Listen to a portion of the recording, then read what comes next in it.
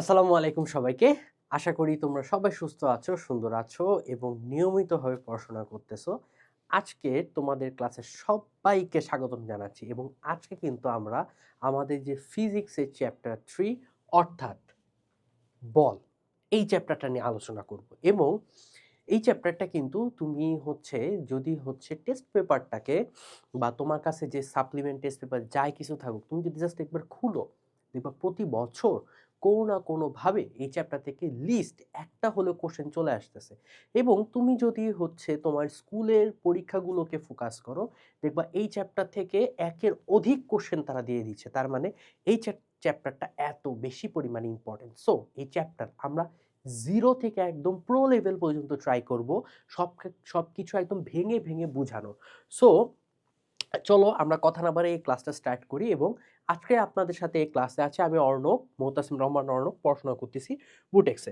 প্রথমে দেখেন আমি আগে ক্লাস টপিকসটা লিখছি। আচ্ছা, আজকের এই ক্লাসে আমরা কি কি নিয়ে আলোচনা করব।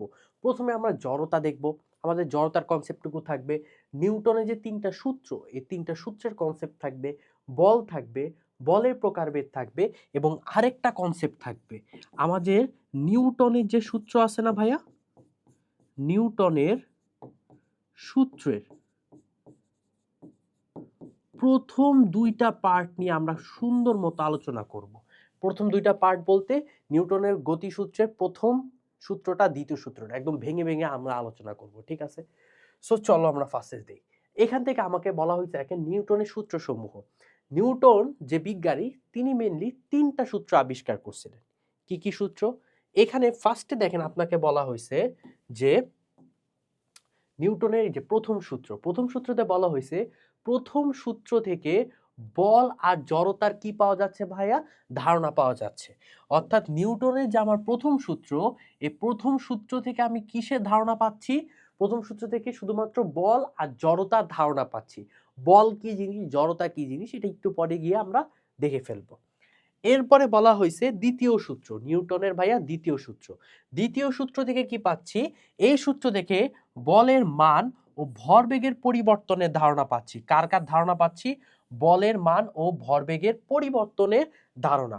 আর থার্ড সূত্রটাতে বলা হয়েছে বস্তুর উপর অন্য বস্তু বল প্রয়োগ করলে, একটা বস্তুর উপর আমার আরেকটা বস্তু যদি বল প্রয়োগ করে, তাহলে সেখানে কি কি মেকানিজম হয়, কি মেকানিজমে সেটা কাজ করে, সেটাই আমাকে ধারণা দেওয়া হয়েছে।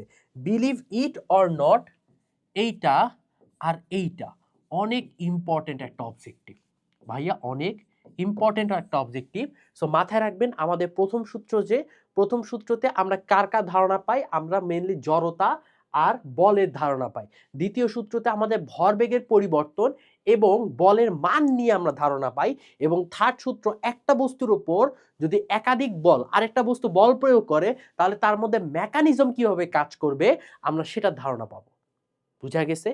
এইটা মেইনলি আপনাদের অবজেক্টিভ ক্র্যাক করার মতো একটা স্লাইড, ঠিক আছে? মাথায় রাখবেন এই স্লাইড থেকে আপনার কিন্তু অনেক ভালো ভালো অবজেক্টিভ চলে আসে, ঠিক আছে? এগুলাই। এরপরে দেখেন এখানে বলা হয়েছে নিউটনের সূত্র। সেখানে বলা হয়েছে নিউটনের গতি সূত্র কয়টা আছে ভাইয়া? নিউটনের গতি সূত্র আছে ভাইয়া তিনটা। একটু আগে দেখছেন প্রথম সূত্র, দ্বিতীয় সূত্র এবং তৃতীয় সূত্র। আচ্ছা, এবার বলা হয়েছে সম আয়তনের নিচের কোনটি জড়তা বেশি হবে। এইবার আপনারা একটু মেনটেন করবেন, বা আপনাদের জন্য বলি জড়তা অ্যাকচুয়ালি কি। জড়তা অ্যাকচুয়ালি আমাদেরকে বলা হয় যে জড়তা হলো আমাদের ভরের হিসাব। জড়তা হলো আমাদের ভরের হিসাব। ভরের হিসাব কিরকম? মনে করেন আপনার সামনে দিয়ে একটা সাইকেল চলে আসতেছে। মনে করেন এখানে একটা সাইকেল,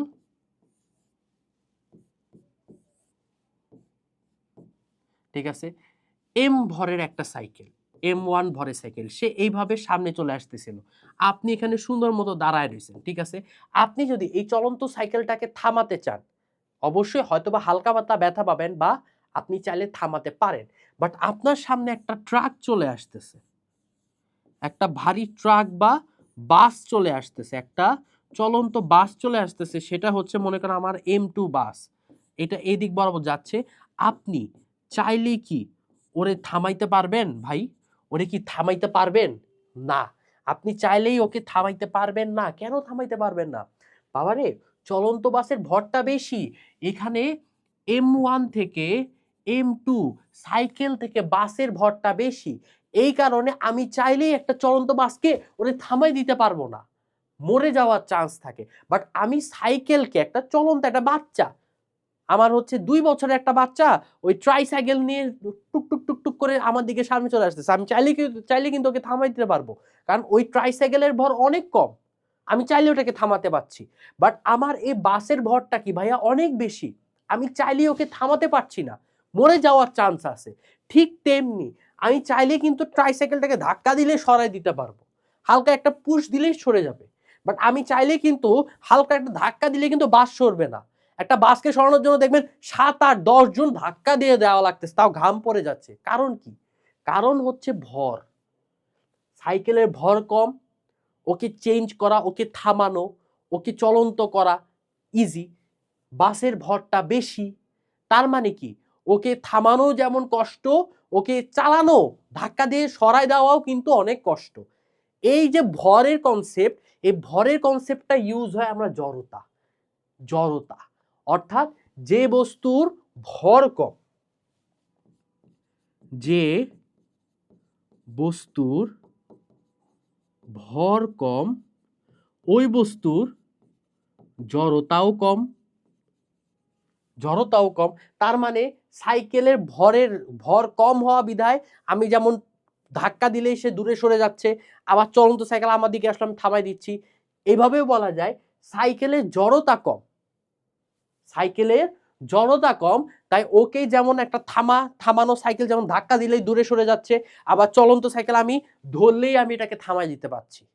আবার আমি বলতে পারি যে বস্তুর ভর বেশি, যে বস্তুর ভর বেশি, মাথায় রাখবেন ওই বস্তুর আমার জড়তাও বেশি, ওই বস্তুর আমার জড়তাও বেশি। তার মানে বাসের ক্ষেত্রে চিন্তা করেন, বাসের ক্ষেত্রে ওর ভর যেহেতু বেশি হবে, ওর ভাইয়া জড়তাও বেশি হচ্ছে, তার মানে আমার দিকে আসা যে বাস, ওর ভরও বেশি, জড়তাও বেশি, চাইলে আমি ওকে থামাইতে পারতেছি না, তাই না? কারণ অনেক বেশি পরিমাণ। আবার একটা বাস দাঁড়ায় রইছে, ওর ভর বেশি, ওর জড়তা বেশি, আমি চাইলে ওরে ধাক্কা দিয়ে চলন্ত করতে পারতেছি না। বুঝা গেছে? তার মানে সম আয়তন, এখানে আমার লোহা বলেন, বরফ বলেন, সোনা বলেন, রূপা বলেন, সবার আয়তন কি হচ্ছে ভাইয়া? সমান হচ্ছে।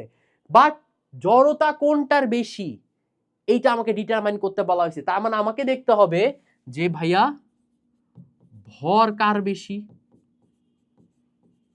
ভাইয়া ভর কার বেশি। ঠিক আছে, আমার লোহার ভর বেশি হবে, বরফের ভর বেশি হবে, সোনার ভর বেশি হবে, না রূপার ভর বেশি হবে? এটাও তো ভাইয়া বোঝা যাচ্ছে না, এটাও তো ভাইয়া বোঝা যাচ্ছে না। কিভাবে এখন আপনি কাজটা করবেন? তো দেখতে পারতেছেন আপনার সব কটা প্যারামিটারের কি আছে ভাইয়া, ভর আমি ডিটারমাইন করতে পারতেছি না। এখন তাহলে কি করব দেখেন, এবার এবার এবার একটুখানি লক্ষ্য করেন, আমাদের এখন কাকে ডিটারমাইন করতে হবে ভাইয়া? আমাকে এখন ভরকে ডিফাইন করতে হবে। ভরকে ভাইয়া ডিফাইন করতে হচ্ছে, কিন্তু ভরকে তো আমি বের করতে পারতেছি না। তাহলে কি করতে হচ্ছে? আমরা একটা সূত্র জানি, এটা আপনাদের চ্যাপ্টার 5-এ কাজে লাগবে। ঠিক আছে, চ্যাপ্টার 5-এও কাজে লাগবে। সেটা হচ্ছে, একটু দেখেন, ঘনত্ব ইকুয়ালস টু ভর ভাগ আয়তন। ঘনত্ব ইকুয়ালস টু ভর ভাগ আয়তন। এইখানে কি বলা হয়েছে ভাইয়া? সম আয়তন বলে দেওয়া আছে, মানে চারটা বস্তুর কি দেওয়া আছে ভাইয়া? আয়তন আমার সেম দেওয়া আছে। এখানে থাকা চারটা বস্তুর আমার আয়তন কি আছে ভাইয়া? সেম দেওয়া আছে। তার মানে আয়তনটাকে আমি কি ধরতে পারি ভাইয়া? আয়তনটাকে আমি চাইলেই কনস্ট্যান্ট ধরতে পারি, তাই না? যে কনস্ট্যান্ট ধরি আর ইকুয়াল সাইন থাকে, আমরা জানি আমাদের ধ্রুবক আর ইকুয়াল সাইন তুলে দিলে আমাদের কি থাকে? একটা সমানুপাতিক সাইন দিতে পারি, সেটা হচ্ছে ভর। তার মানে আপনি চিন্তা করেন, আমরা যারা ভরকে বলতেছি যে ভাই ভরকে কিভাবে বের করবো, আমরা তো বুঝতে পারতেছি না। এবার চাইলে আমরা এখানে দেখতে পারতেছি যে ভর আর ঘনত্ব কি পরস্পর সমানুপাতিক। আবার আমি বলতেছি ঘনত্ব ইকুয়ালস টু ভর বাই আয়তন, এটা একটা সূত্র। ঠিক আছে, একটু আগে কোশ্চেনে কি বলা হয়েছে, সম আয়তন বলে দেওয়া হয়েছে, অর্থাৎ প্রত্যেকটা ইন্ডিভিজুয়াল বস্তুর আয়তন কি হচ্ছে ভাইয়া, সেম হচ্ছে। প্রত্যেকটা ইন্ডিভিজুয়াল বস্তুর আয়তন আমার সুন্দর মতো সেম হচ্ছে, তার মানে আমার আয়তন যেহেতু সেম হচ্ছে, এটা কি হয়ে যাচ্ছে, কনস্ট্যান্ট, ধ্রুবক হয়ে যাচ্ছে। মাথায় রাখবেন, এই ইকুয়াল সাইন আর ধ্রুবকটাকে যদি রিমুভ করি, আমি একটা সমানুপাতিক সাইন দিতে পারি। তার মানে এখান থেকে সমানুপাতিক সাইন কে আসতেছে, ঘনত্ব আর ভর পরস্পর সমানুপাতিক। এখানে মিনিং হচ্ছে, আমি যদি ভরের মান বৃদ্ধি করে দেই, আমার ঘনত্বের মানও কি হয়ে যাবে ভাইয়া, বৃদ্ধি হয়ে যাবে। সেম অ্যাজ আমি যদি ঘনত্বের মান বৃদ্ধি করে দেই, আমার ভরের মান কি হয়ে যাচ্ছে ভাইয়া, বেড়ে যাচ্ছে। আবার আমি যদি ভাইয়া ঘনত্বের মান কমায় দেই, ভরের মানও কি হয়ে যাচ্ছে ভাইয়া, কমে যাচ্ছে।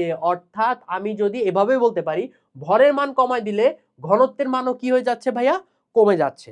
এটাই হচ্ছে আমাদের সমানুপাতিক সম্পর্ক, একটা বাড়লে আরেকটাও বাড়বে, একটা কমলে আরেকটাও কমবে। তার মানে এইখানে যেহেতু আমি ভর কার বেশি বের করতে পারতেছি না, কারণ আমি তো ওখানে ভরের কোনো উল্লেখই নাই, এবার আমি দেখবো যে ঘনত্ব কার বেশি। এবার আমার টার্গেট হচ্ছে, তাহলে ভর যেহেতু বের করতে পারতেছি না, আবার আমরা জানি যে ভর আর ঘনত্ব পরস্পর সমানুপাতিক, একটা বাড়লে আরেকটাও বাড়ে, একটা কমলে আরেকটাও কমে। সো এখান থেকে আমি বললাম যে এবার আমি বের করব ঘনত্ব কার বেশি, ঘনত্ব আমার কার বেশি। এবার চিন্তা করেন, এটা দিয়ে কিন্তু বের করা ইজি হবে। কিভাবে, লোহা আছে, বরফ আছে, সোনা আছে, রূপা আছে, লোহার ঘনত্ব বেশি না বরফের ঘনত্ব বেশি, 100% আমার বরফের ঘনত্ব কম, তার মানে বরফের ঘনত্ব যেহেতু কম, এর ভরও কম, তার মানে এর কি আসবে, জড়তাও আমার কম। আমি আবার বলতেছি, আমার ঘনত্ব যার বেশি, ভরও তারও বেশি, আর ভর আর জড়তা তো সেম, তার মানে জড়তাও কি হবে এখানে আমার বেশি হবে। বরফের ঘনত্ব কম, বরফের ভরও কম, জড়তাও কম হবে, কাটা। এবার দেখেন, আমার সোনা, লোহা আছে, সোনা আছে, রূপা আছে, এই তিনটার মধ্যে মাথায় রাখবেন যে এই যে সোনাটা আছে না, এই তিনটা, লোহা, সোনা, রূপা, এই তিনটার মধ্যে সোনার ঘনত্ব হচ্ছে সব থেকে বেশি। সোনার ঘনত্ব হচ্ছে ভাইয়া সব থেকে বেশি। তাহলে সোনার ঘনত্ব যদি সব থেকে বেশি হয়, সোনার ভরও বেশি হবে, সোনার ভরও যদি বেশি হয়, সোনার জড়তাও বেশি হচ্ছে। তার মানে আমার অ্যান্সারটা এখানে কি হচ্ছে ভাইয়া, এখানে অ্যান্সার হচ্ছে আমার সোনা। এখান থেকে বলা হচ্ছে কোনটি জড়তা বেশি, তার মানে সোনার জড়তা বেশি। এইটা বের করার জন্য আমাকে ভরের কনসেপ্টটা দেখা লাগলো, ভর যেহেতু বের করতে পারতেছে না, তাহলে আমার ঘনত্বের কনসেপ্টটা দেখা লাগলো। ব্যাপারটা বুঝতে পারছেন? ফিজিক্সের মজাটা এখানেই যে আপনি যখন আটকাবেন, তখন আপনাকে আউটারনাল অনেক কিছু নিয়ে এসে ভেবে চিন্তে আপনাকে অ্যান্সার করতে হবে। এইটা হচ্ছে আমার প্রকৃত একটা উদাহরণ। দেখেন, দেখেন, সোনা অ্যান্সার বুঝা গেছে। আচ্ছা, চলেন, এবার বলা হয়েছে যে ওই যে বলছি নিউটনের তিনটা নরমাল সূত্র, যেটা অবজেক্টিভ ছিল, এবার হচ্ছে আমাদের অ্যাকচুয়াল জড়তা কাকে বলে। ঠিক আছে, আমি আগে এখানে আমি আপনাদের একটু ব্যাপারটা পড়াই। কোনো বস্তু যে অবস্থায় আছে, সেই অবস্থায় থাকতে যাওয়ার যে প্রবণতা, তাকে বলা হচ্ছে আমাদের জড়তা। ঠিক আছে, কোনো বস্তু যে অবস্থায় আছে, সে অবস্থায় থাকতে যাওয়ার যে প্রবণতা, সেটা হচ্ছে আমাদের জড়তা। এবার কথা হচ্ছে ভাইয়া, আমি একদম সিম্পল যদি বাংলা ভাষায় বলি, মনে করেন আপনি টেবিলে বসে বা আপনি বেডে বসে সুন্দর মতো ফোনে গেমস খেলতেছেন। এখন আঙ্কেল এসে বলল যে এই তুমি তো গেমস খেলতেছো, সামনের দোকান থেকে আমার জন্য কিছু জিনিসপাতি কিনে নিয়ে আসো। আপনার কি যেতে ইচ্ছা করবে? না। আপনার কিন্তু চাইলে যেতে ইচ্ছা করবে না। কেন ইচ্ছা করবে না? আপনি তো সুন্দর মতো বসে আরাম করে গেম খেলতেছেন। তার মানে আপনার শরীর চাচ্ছে যে আপনি এইভাবেই গেম খেলে যান। যখন আপনাকে আঙ্কেল কাজটা দিল, যখন আপনাকে আঙ্কেল কাজ করতে দিল, তখন আপনার শরীর আর ভাল লাগতেছে না। আপনার মনে হচ্ছে, ইস আমি যদি এভাবে গেম খেলতে পারতাম। সেম অ্যাজ বস্তুর ক্ষেত্রেও হয় ভাইয়া। সেম অ্যাজ বস্তুর ক্ষেত্রেও হয়। মনে করেন কোনো একটা বস্তু, মনে করেন একটা বাসই, এই বাস, ঠিক আছে, এই বাসটা আমার স্থির অবস্থায় আছে, বাসটা আমার স্থির অবস্থায় আছে, অর্থাৎ আমার বেগটা কি হচ্ছে 0 মিটার/সেকেন্ড। এই বাসটা যাবে সারা জীবন এভাবে স্থির অবস্থায় থাকতে।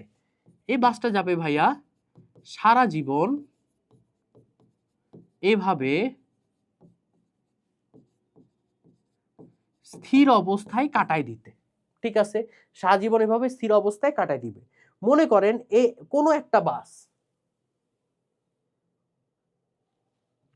একটা বাস গতিশীল অবস্থায় আছে, কোনো একটা বাস এরকম গতিশীল অবস্থায় আছে, মনে করেন একটা ভি বেগে গতিশীল অবস্থায় আছে, ঠিক আছে, একটা ভি বেগে ভাইয়া এইভাবে গতিশীল অবস্থায় আছে। এই বাসটা চাবে যে সারা জীবন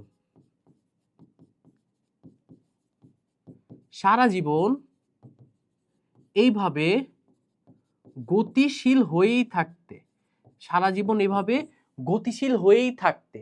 তার মানে এই যে আমার স্থির বাস, সে যাচ্ছিল সারা জীবন আমি স্থিরই থাকবো, আবার আমার যে গতিশীল বাস এও চাচ্ছিল ভাইয়া যে সারা জীবন আমি এইভাবে গতিশীল অবস্থায় চলে যাব। তাহলে এই যে স্থির অবস্থায় থাকতে চাচ্ছে, এই যে গতিশীল অবস্থায় থাকতে চাচ্ছে, এটাকেই বলা হচ্ছে আমার জড়তা, এটাকেই বলা হচ্ছে আমার জড়তা। বুঝা গেছে? এটাই হচ্ছে অ্যাকচুয়ালি জড়তা। দেখেন তো, কোন বস্তু যে অবস্থায় আছে, কোন বস্তুটা আমরা কি কি অবস্থায় পাইছিলাম? দুটা অবস্থায় পাইছিলাম, হয় সে গতিশীল অবস্থায় পাইছিলাম, না হলে তাকে স্থিতিশীল অবস্থায় পাইছিলাম।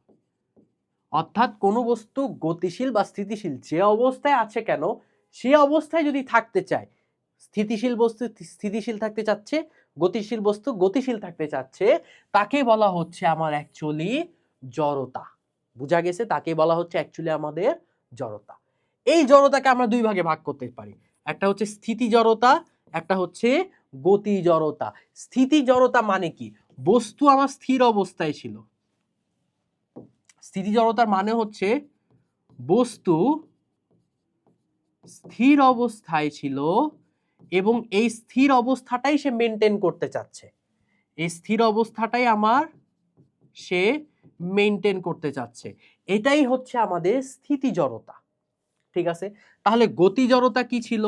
বস্তু আমার গতিশীল অবস্থায় ছিল, বস্তু আমার ভাইয়া গতিশীল অবস্থাতে ছিল, সে এখন এই গতিশীল অবস্থাটাই আমার ভাইয়া মেইনটেইন করতে চাচ্ছে, এই গতিশীল অবস্থাটাই ভাইয়া মেইনটেইন করতে চাচ্ছে, এটা হয়ে যাচ্ছে আমাদের গতি জড়তা, এটা হয়ে যাচ্ছে ভাইয়া আমার গতি জড়তা। বুঝা গেছে? আচ্ছা, তাহলে জড়তার যে প্রাথমিক ধারণা এটা আমরা বুঝতে পারলাম, এবং এটার জন্য আমরা যে চিত্রটা আছে, এই চিত্রটা দেখে কিন্তু আপনাদের মাথায় সবসময় ঘুরবে কি রকম কাছে। এবার আপনাদের দুইটা কোশ্চেন করব, ঠিক আছে? আসেন, প্রথম কোশ্চেন।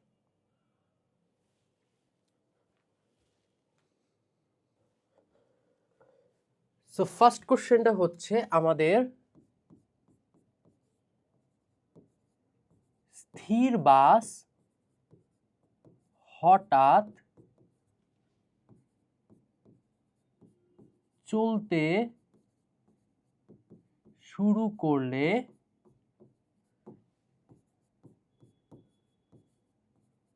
যাত্রীরা পেছনে কেন হেলে পড়ে? ঠিক আছে, স্থির বাস যদি হঠাৎ করে চলতে শুরু করে, এই বাসের মধ্যে যে যাত্রীরা বসে রয়েছে তারা ভাইয়া কেন পেছনের দিকে একটুখানি হেলে পড়ে? Second question. সেকেন্ড কোশ্চেনটা হচ্ছে আপনাদের, চলন্ত বাস হঠাৎ ব্রেক করলে যাত্রীরা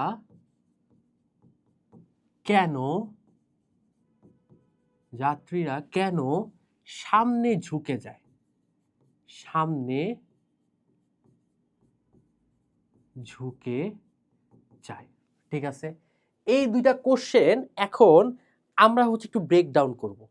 এই দুটা কোশ্চেন কিন্তু আপনাদের জড়তার টোটাল যে কনসেপচুয়াল, এই কনসেপচুয়ালকে একদম 100% পরিপূর্ণ করে দিবে। দেখেন, আপনি যদি একটা বাস কল্পনা করেন, মনে করেন এটা হচ্ছে আমার একটা বাস, ঠিক আছে, এই বাসে এখানে সিট আছে, ঠিক আছে, সিট আছে, এই সিটে আমার যাত্রীরা কি হচ্ছে সুন্দর মতো বসে রয়েছে, এই সিটে আমার যাত্রীরা ভাইয়া সুন্দর মতো বসে আছে, ঠিক আছে। এইবার আপনি লক্ষ্য করেন বাসটা হঠাৎ করে চলতে শুরু করলো। আচ্ছা, বাসটা যখন স্থির আছে, বাসটা আমার ভাইয়া স্থির আছে, বাসটা যদি স্থির থাকে, বাসের মধ্যে থাকা এ বাসের সিটও কি হয়ে যাবে ভাইয়া, বাসের সিটও আমার স্থির হয়ে যাচ্ছে। তার মানে বাসের সিটের উপরে বসে থাকা আমার যাত্রীও কি হবে ভাইয়া, স্থিরই থাকবে। এটা তো একদম কনসেপচুয়াল কথা ভাইয়া। এখানে আমার যাত্রীরা কি থাকতেছে ভাইয়া, স্থিরই থাকতেছে।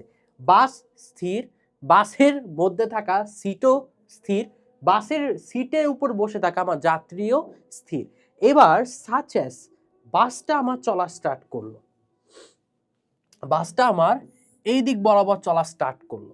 বাসটা যদি আমার এই দিক বরাবর চলা স্টার্ট করে, তাহলে বাসটা আমার কি হয়ে যাচ্ছে, এখন বাসটা চলা স্টার্ট করলে বাসটা হচ্ছে আমার এখন গতিশীল হয়ে গেল, বাসটা এখন সুন্দর মতো আমাদের গতিশীল হলো,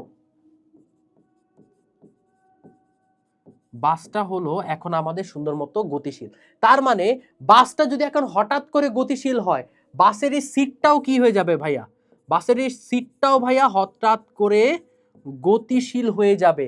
এবং বাসের সিট, বাসের সিট এবং বাসের সিটের সাথে যতটুকু পার যাত্রীর অংশ আছে, বাসের সিটের উপর যাত্রীর যতটুকু শরীরের অংশ আছে, এই যে বাসের সিটের উপর যাত্রীর কি এই এতটুকু শরীরের অংশ আছে না, এতটুকু শরীরের অংশ আছে না, তাহলে এই এতটুকু শরীরের অংশও কি হয়ে যাচ্ছে ভাইয়া, গতিশীল হয়ে যাচ্ছে। বাট বাট যাত্রীর যে আপার পোর্শন, যাত্রীর এই যে ভাইয়া আমার আপার পোর্শন, এই যে এই এতটুকু পোর্শন, এতটুকু পোর্শন তো আমার সিটের সাথে লাগানো নাই, লাগানো আছে যাত্রীর শরীরে না, এতটুকু পোর্শন আমার যাত্রীর শরীরের সাথে সিটে লাগানো নাই। তার মানে এতটুকু পোর্শন সে কি থাকতে চাবে বলেন তো ভাইয়া, ও তো আগে স্থিরই ছিল, এও কি এখন আগের অবস্থায়, যে জড়তা মানে কি, যে অবস্থায় আছে সে অবস্থায় থাকতে চাচ্ছে। তার মানে এই আপার পোর্শন এখন চাবে যে না, আমি এখন স্থিরই থাকবো, আমি এখন স্থিরই থাকবো। আবার রিক্যাপ করতেছি, স্থির থাকা বাস হঠাৎ চলতে শুরু করছে, সামনের দিকে যাচ্ছে, বাসের সিটও কি হয়ে যাবে, স্থির ছিল, সে হঠাৎ সামনে চলতে চাচ্ছে, ঠিক আছে। এবং এই সিটের উপরে যাত্রীর এই যে ডট ডট পার্ট, এই এতটুকু পার্ট কি সিটের সাথে লাগানো ছিল, সিটের সাথে যেহেতু লাগানো আছে, সিট আমার সামনের দিকে যাচ্ছে, বাসের এই সিটের সাথে লাগানো যাত্রীর পার্টটাও কি হবে ভাইয়া, সামনের দিকে যাবে। কিন্তু সবটুকু পার্ট তো আর সিটের সাথে লাগানো ছিল না, তার মানে এই যে আমার আপার বডি যাত্রী, এই আপার বডি কি সিটের সাথে লাগানো নাই, এই আপার বডি কি যাবে জানেন, জড়তার কারণে সে স্থির অবস্থায় থাকতে চাবে। এখান থেকেই শুরু হয় যে কি জানেন, এই যে স্থির থাকতে চাচ্ছে, এবং স্থির থাকার কারণে বাসটা কি হয়ে গেল ভাই, এই দেখেন। এবার আমি যদি চিত্রটা আঁকি, এই যে বাস, এই যে আমার চাকা, এই যে আমার সিট, এই যে সিটটা আমার সামনে চলে গেছে। এবার বাসের যাত্রী কি হবে জানেন, বাসের যাত্রী যেহেতু আপার পোর্শনও স্থির থাকতে চাচ্ছে, জড়তার কারণে স্থির থাকতে চাচ্ছে, আপার পোর্শন কি হয়ে যাবে, সে কিছুটা হেলে পড়বে পিছে, সে কিছুটা হেলে পড়বে, এবং লোয়ার পোর্শন যেটা যাত্রীর যেটা সিটের সাথে সংলগ্ন ছিল, সে সুন্দর মতো সামনে চলে যাচ্ছে। অর্থাৎ যাত্রী সিটের পার্ট যেটা জয়েন অবস্থায় ছিল সেটা সামনে চলে যাচ্ছে, আর যাত্রীর আপার পার্ট যেটা জয়েন অবস্থায় সিটের সাথে ছিল না, সে স্থির থাকার কারণে সে পেছনের দিকে সুন্দর মতো হেলে পড়তেছে। বুঝা গেছে, এই টোটালটা হেলে পড়তেছে। এবং এই যে পেছনের দিকে হেলে পড়তেছে, যাত্রীর আপার পার্টের মূল ইন্টেনশন কি ছিল, সে স্থির থাকতে যাচ্ছে, জড়তার কারণে সে স্থির থাকতে যাচ্ছে। এই যে জড়তার কনসেপ্টের মধ্যে স্থির থাকতে চাচ্ছে, এটাকেই বলা হচ্ছে আমাদের স্থিতি জড়তা। এটাই হচ্ছে আমাদের ভাইয়া স্থিতি জড়তা। তাহলে মানে আমি এই কনসেপ্টটা আশা করি বুঝতে পারছেন, এবং আমি লাস্ট আপনাদের জন্য রিক্যাপ করতেছি। বাস স্থির ছিল, বাসের মধ্যে থাকা সিটও স্থির, যাত্রীও স্থির। বাসটা হঠাৎ সামনে চলা শুরু করলো, বাসের সিটটাও কি হবে, সামনে চলা শুরু করতেছে, সিটের মধ্যে যাত্রীর যেটুকু পার্ট লাগানো আছে অতটুকু পার্টও সামনে চলে যাচ্ছে। বাট যাত্রীর তো পুরো বডি তো সিটের সাথে লাগানো নাই, আপার পার্টটুকু, এই যে এই আপার পার্টটুকু তো সিটের সাথে লাগানো নাই, আপার পার্টটুকু কি হবে, তার মধ্যে থাকা যে জড়তা অর্থাৎ স্থির অবস্থায় থাকা যে জড়তা অর্থাৎ স্থিতি যে জড়তা সে কি করবে, সে তার ওই স্থির অবস্থায় বজায় রাখতে চাবে। সুতরাং কি হয়ে গেল, তার লোয়ার পার্ট যেটা সিটের সাথে ছিল সে ওইভাবে সামনে চলে গেল, আর এই দেখেন আপার পার্ট স্থিতি জড়তাকে মেনটেন করতে গিয়ে দেখেন এই যে পেছনের দিকে হেলে পড়লো। বুঝা গেছে? এইবার সেম কনসেপ্টটাই কি হচ্ছে ভাইয়া চলন্ত বাস, চলন্ত বাসের ক্ষেত্রে আমরা বসাবো। সো দেখেন এইটা আমার বাস, আমার হাতের আকার অবস্থা খুবই খারাপ, ঠিক আছে, আশা করি আপনারা কিছু মনে করবেন না। তাও আমার ইন্টেনশন হচ্ছে যদি কোনোভাবে আঁকায় আঁকায় আপনাদের বোঝানো যায় তাহলে ফিজিক্সটা বুঝতে অনেক মজা আছে, ঠিক আছে। চলন্ত বাস, বাসটা কি আমার এইভাবে চলন্ত অবস্থায় আছে, বাসটা এইভাবে আমার চলন্ত অবস্থায় আছে, তার মানে আমার এই যে সিট, এই সিটটাও কি অবস্থায় আছে ভাইয়া, এই সিটটাও আমার চলন্ত অবস্থায় আছে, এই সিটটাও আমার সুন্দর মতো চলন্ত অবস্থায় আছে, এবং সিটের উপরে আমার যে যাত্রী বসে রয়েছে ভাইয়া, এই সিটের উপরে আমার যে যাত্রী বসে হইছে এই যাত্রীও কি অবস্থায় আছে ভাইয়া, চলন্ত অবস্থায় আছে, ঠিক আছে। এবার হঠাৎ করে ব্রেক দেওয়া হইলো, ব্রেক দিয়ে থামায় দেওয়া হইলো, এবার হঠাৎ করে ভাইয়া ব্রেক দিয়ে এই চলন্ত বাসটাকে থামানো হলো, অর্থাৎ স্থির করা হলো, চলন্ত বাসটাকে আমার এবার থামানো হলো। তার মানে চলন্ত বাস যদি থেমে যায় আমার সিটটাও কি হয়ে যাবে ভাইয়া, এই সিটটাও হচ্ছে আমার থেমে যাবে, এই সিটটাও থেমে যাবে।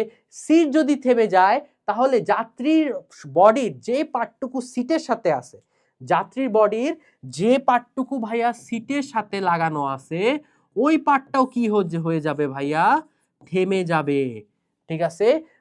সিটের সাথে যাত্রীর বডির যে পার্টটুকু আমার লাগানো আছে ওই পার্টটাও কি হয়ে যাচ্ছে ভাইয়া, সিম্পল থেমে যাচ্ছে। বাট যাত্রী যে ওই যে আবার আগের মতো যে আপার বডি, যাত্রীর যে আবার আগের মতো কোনটা দিব, এইটা দিই, যাত্রীর আগের মতো যে এই যে আপার বডিটা, এই যে আপার বডিটা উপরের অংশ, দেহের উপরের অংশ, এই দেহের উপরের অংশ কি ছিল ভাইয়া, বাস চলতেছিল, এটাও তো চলন্ত অবস্থায় ছিল তাই না। দেহের উপরের অংশ কিন্তু যেহেতু বাস চলার সাথে সাথে আপার পার্ট আমার চলন্ত অবস্থায় ছিল, সে জড়তার কারণে সে কি যাবে, বাস থেমে গেলেও তার আপার বডি চাবে আমি আগে চলন্ত অবস্থায় ছিলাম, এখন আমি চলন্ত অবস্থায় থাকবো, আমি চলন্ত অবস্থায় ছিলাম, আমিও চলন্ত অবস্থায় থাকবো। তার মানে আমার এইভাবে সামনে সামনে চলতেছিলাম, আমার লোয়ার বডি সিটের সাথে ছিল, এইটা থেমে গেছে, বাট আমার আপার বডি কি চাচ্ছে, চলন্ত বাস আমার হচ্ছে চলন্ত জড়তার কারণে চলন্ত অবস্থায় ছিল, এবং এই মোমেন্টে জড়তার কারণে সে কি হবে, আর একটু সামনের দিকে চলে যেতে চাবে। তার মানে দেখেন আমি কিন্তু আমার লোয়ার বডি যদি ফিক্সড করি, আপার বডি কিন্তু অলরেডি সামনের দিকে ঝুঁকে গেছে, কারণ আমার আপার বডি বাসের সাথে চলন্ত অবস্থায় ছিল, বাস থেমে গেছে, সিট থেমে গেছে, সিটের সাথে লোয়ার বডিও থেমে গেছে, আপার বডি চাচ্ছে আমি তো জড়তা, আমি জড়তার কারণে কি করব, আরো সামনের দিকে যাব, সামনের দিকে এই যে সুন্দর মতো ঝুঁকে গেছে। বুঝতে পারছেন, এখানেও আমার জড়তার কনসেপ্ট কাজ করতেছে, এখানেও ভাইয়া আমার সেই চিরচেনা জড়তার কনসেপ্ট কাজ করতেছে। এবং এখানে কোন জড়তার কনসেপ্ট কাজ করতেছে, এই যে এখানে সেই চিরচেনা গতি জড়তা কাজ করতেছে। তার মানে আমার আপার বডি কি অবস্থায় থাকতে চাচ্ছিল, গতিশীল অবস্থায় থাকতে চাচ্ছিল, এখানে তাই কাজ করতেছে আমার সেই গতি জড়তা। তার মানে বোঝা গেছে যে তাহলে আমার আপার বডি গতিশীল অবস্থায় থাকতে চাচ্ছিল, এটার মধ্যে জড়তা এক প্রকার কাজ করতেছে এবং এটা হয়ে যাচ্ছে আমাদের গতি জড়তা। তার মানে স্থির থাকা বাস হঠাৎ যদি চলতে শুরু করে তাহলে এখানে স্থিতি জড়তা কাজ করে, আর চলন্ত অবস্থায় বাস হঠাৎ ব্রেক করে যদি থেমে যেতে চায় তাহলে সেখানে কাজ করবে আমাদের গতি জড়তা। দেখেন জড়তা নিয়ে কিন্তু আমাদের যা কনসেপ্ট যেটা হচ্ছে আপনাদের কিন্তু সারফেস লেভেলে কনসেপ্ট দেওয়া হয়নি, একদম প্রপারলি পারফেক্ট একটা কনসেপ্ট দেওয়া হয়েছে, এবং এইটা যদি এতটুকু বুঝতে পারেন তাহলে দেখবেন জড়তা নিয়ে আপনাদের আর কোনোই সমস্যা নাই। বুঝা গেছে? আচ্ছা, এবার দেখেন আমাদের কোশ্চেন, এখান থেকে কি কি কোশ্চেন আমাদের চলে আসতে পারে। দেখেন নিউটনের গতির প্রথম সূত্র থেকে কোন দুটি বিষয় ধারণা পাওয়া যায়, দেখেন বোর্ডের অবস্থা দেখেন কোন কোন বোর্ডে চলে আসছে। তার মানে আমি যে বলছি এটা খুব সুন্দর একটা অবজেক্টিভের পার্ট ধরা গেছে। তার মানে নিউটন গতির প্রথম সূত্র থেকে আমরা কিসের ধারণা পাইছি? বলের ধারণা পাইছি আর জড়তার ধারণা পাইছি। বল আর জড়তা, অপশন এ, অপশন এ। ঠিক আছে, আচ্ছা এখানে বলা হয়েছে কোনটি দ্বারা জড়তা পরিমাপ করা যায়, এবং আমরা কিন্তু সুন্দর মতো বলছি যে জড়তা যদি বেশি হয় ভরও আমার বেশি হচ্ছে, ভর বেশি হলে ঘনত্ব বেশি হচ্ছে। তার মানে জড়তাকে ট্যাগেল দেওয়া আর ভরকে ট্যাগেল দেওয়া আমার কি হচ্ছে? সেম হচ্ছে। তার মানে জড়তার পরিমাপ হচ্ছে কি আমার? ভর, অপশন ডি। জড়তার ট্যাগেল দেওয়া হচ্ছে ভর, অপশন ডি। ঠিক আছে, আচ্ছা সো আশা করি জড়তার কনসেপ্ট থেকে যে যে পার্টগুলো চলে আসছে সেই পার্টগুলো ধরতে পারছেন। চলে নেক্সট স্টেপে। এটা হচ্ছে নিউটনের প্রথম সূত্র। নিউটনের অ্যাকচুয়ালি প্রথম সূত্র আমাদের কি কি বলে দেখেন, এখানে সুন্দর মতো লেখা আছে বল প্রয়োগ না হলে। কি প্রয়োগ না হলে ভাইয়া? আমি যদি বল প্রয়োগ না করি স্থির বস্তু চিরকাল কি থাকতে চাবে? স্থির থাকতে চাবে, এবং সমবেগে একটি নির্দিষ্ট দিকে চলমান বস্তু ওই দিকেই সমবেগেই চলতে চাবে, সমবেগে ওই দিকে চলতে যাচ্ছে। দেখেন মনে করেন এইটা একটা সাইকেল,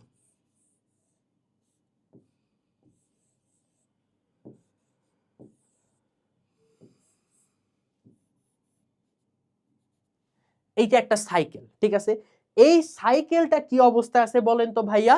স্থির অবস্থায় আছে। এই সাইকেলটা আমার কি অবস্থায় আছে ভাইয়া? স্থির অবস্থায় আছে। এবং জড়তা কি চাবে ভাইয়া? জড়তা সবসময় চাবে যে যেহেতু সাইকেলটা স্থির অবস্থায় আছে, জড়তার কারণে এই সবসময় স্থির অবস্থায় সে মেনটেন করুক। জড়তার কারণে সে সবসময় স্থির অবস্থাটাই ভাইয়া মেনটেন করুক। এখন এই সাইকেলটা যদি আমি গতিশীল করতে চাই, এই সাইকেলটাকে যদি আমি গতিশীল করতে চাই, তাহলে মনে করেন এই সাইকেলটাকে এইভাবে একটা ধাক্কা দিতে হবে না? এইভাবে একটা ভাইয়া ধাক্কা দিতে হচ্ছে না? আমি যদি সাইকেলটাকে ধাক্কা দিই সেই তো অবশ্যই তখন মুভমেন্ট করা শুরু করবে, সেখানে অবশ্যই একটা মুভমেন্ট করা শুরু করবে। এই যে আমি একটা ধাক্কা দিছি ওকে, ওকে যে আমি একটা ধাক্কা দিছি, এই ধাক্কাটাকেই বলা হচ্ছে আমাদের বল। এই ধাক্কাটাকে বলা হচ্ছে আমাদের ভাইয়া বল। তার মানে আমি এই যে স্থির অবস্থায় থাকা সাইকেল, ওকে যদি আমি মুভমেন্ট যদি করাইতে চাই, তাহলে আমাকে কি করতে হবে? একটা ধাক্কা দিতে হবে, একটা বল প্রয়োগ করতে হবে, তাহলেই গিয়ে সে মুভমেন্টে যাচ্ছে। আচ্ছা আমি যদি কখনো ধাক্কাই না দিই, এই সাইকেলটাকে যদি আমি কখনো যদি ধাক্কাই না দেই, সে কি কোনো মুভমেন্ট করবে? না, ও সারা জীবন যে অবস্থায় আছে ও ধুলে ধুলা পড়ে টোরে মরিচা পড়ে ধ্বংস হয়ে যাবে, কিন্তু ওর কোনো ক্ষমতা নাই কি একটুকু সামনে আগানো, নিজ উদ্যোগে একটুখানি সামনে আগানো। তার মানে দেখেন তো, আমি যদি বল প্রয়োগ না করি, বস্তু যে স্থির আছে সে আজীবনই কি স্থির থাকতেছে না? বস্তু যে স্থির আছে সে আজীবনই কি থাকতেছে ভাইয়া? স্থির থাকতেছে না। এটাই তো এখানে বলছে নিউটনের প্রথম সূত্রে, যে আমি কোনো বস্তুর উপর যদি বল প্রয়োগ না করি সে সর্বদা যে অবস্থাতেই আছে সে অবস্থাতেই থাকতে চাবে। অর্থাৎ সে যদি স্থির থাকে সে স্থিরই থাকতে চাবে। আরেকটা পয়েন্ট, প্রথম পয়েন্টটা কিন্তু আমরা ধরে ফেলছি যে স্থির থাকলে স্থিরই সে মেনটেন করতে চাবে, কারণ তার উপর আমি কি দেই নাই? কোনো বল প্রয়োগ করি নাই। প্রথম জিনিসটা আপনারা আশা করি বুঝতে পারছেন। এবার চলেন আমরা সেকেন্ড জিনিস। সেকেন্ড জিনিসে ভাইয়া কি বলা হয়েছে একটুখানি দেখেন। ওকে, সেকেন্ড জিনিসে বলা হয়েছে যে সমবেগে নির্দিষ্ট দিকে চলমান বস্তু ওই দিকেই সমবেগে চলতে থাকবে।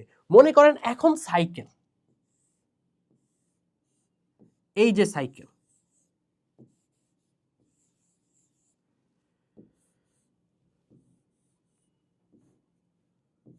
এই যে আমার সাইকেলটা, ঠিক আছে, এই সাইকেলটা আমার একটা সমবেগে চলতেছিল এই দিক বরাবর, সে একটা সমবেগে চলতেছিল। ঠিক আছে, যদি সমবেগে চলে, মাথায় রাখবেন কোনো বস্তু যদি আমার সমবেগে চলে, কোনো বস্তু যদি আমার ভাইয়া সবসময় মাথায় রাখেন যে সমবেগে চলে, তাহলে তার উপর কোনো বল কাজ করে না, তার উপর কোনো বল কাজ করে না, সেম অ্যাজ তার উপর কোনো ত্বরণও কাজ করে না। তার উপর ভাইয়া কোনো ত্বরণও কাজ করে না। সমবেগ চলা মানে কি, প্রতি মোমেন্টে আমার বেগের মান কি আছে ভাইয়া, সেম আছে। আমার যদি প্রতি মোমেন্টে ভাইয়া বেগের মান সমান থাকে তাহলে কি আমার ত্বরণ উৎপন্ন হবে না, তার মানে আমার ত্বরণ উৎপন্ন হচ্ছে না। আর যেই মোমেন্টে আমার ত্বরণ উৎপন্ন হচ্ছে না, মাথায় রাখবেন ওই মোমেন্টে আমার বলও কি করবে না ভাইয়া, কাজ করবে না।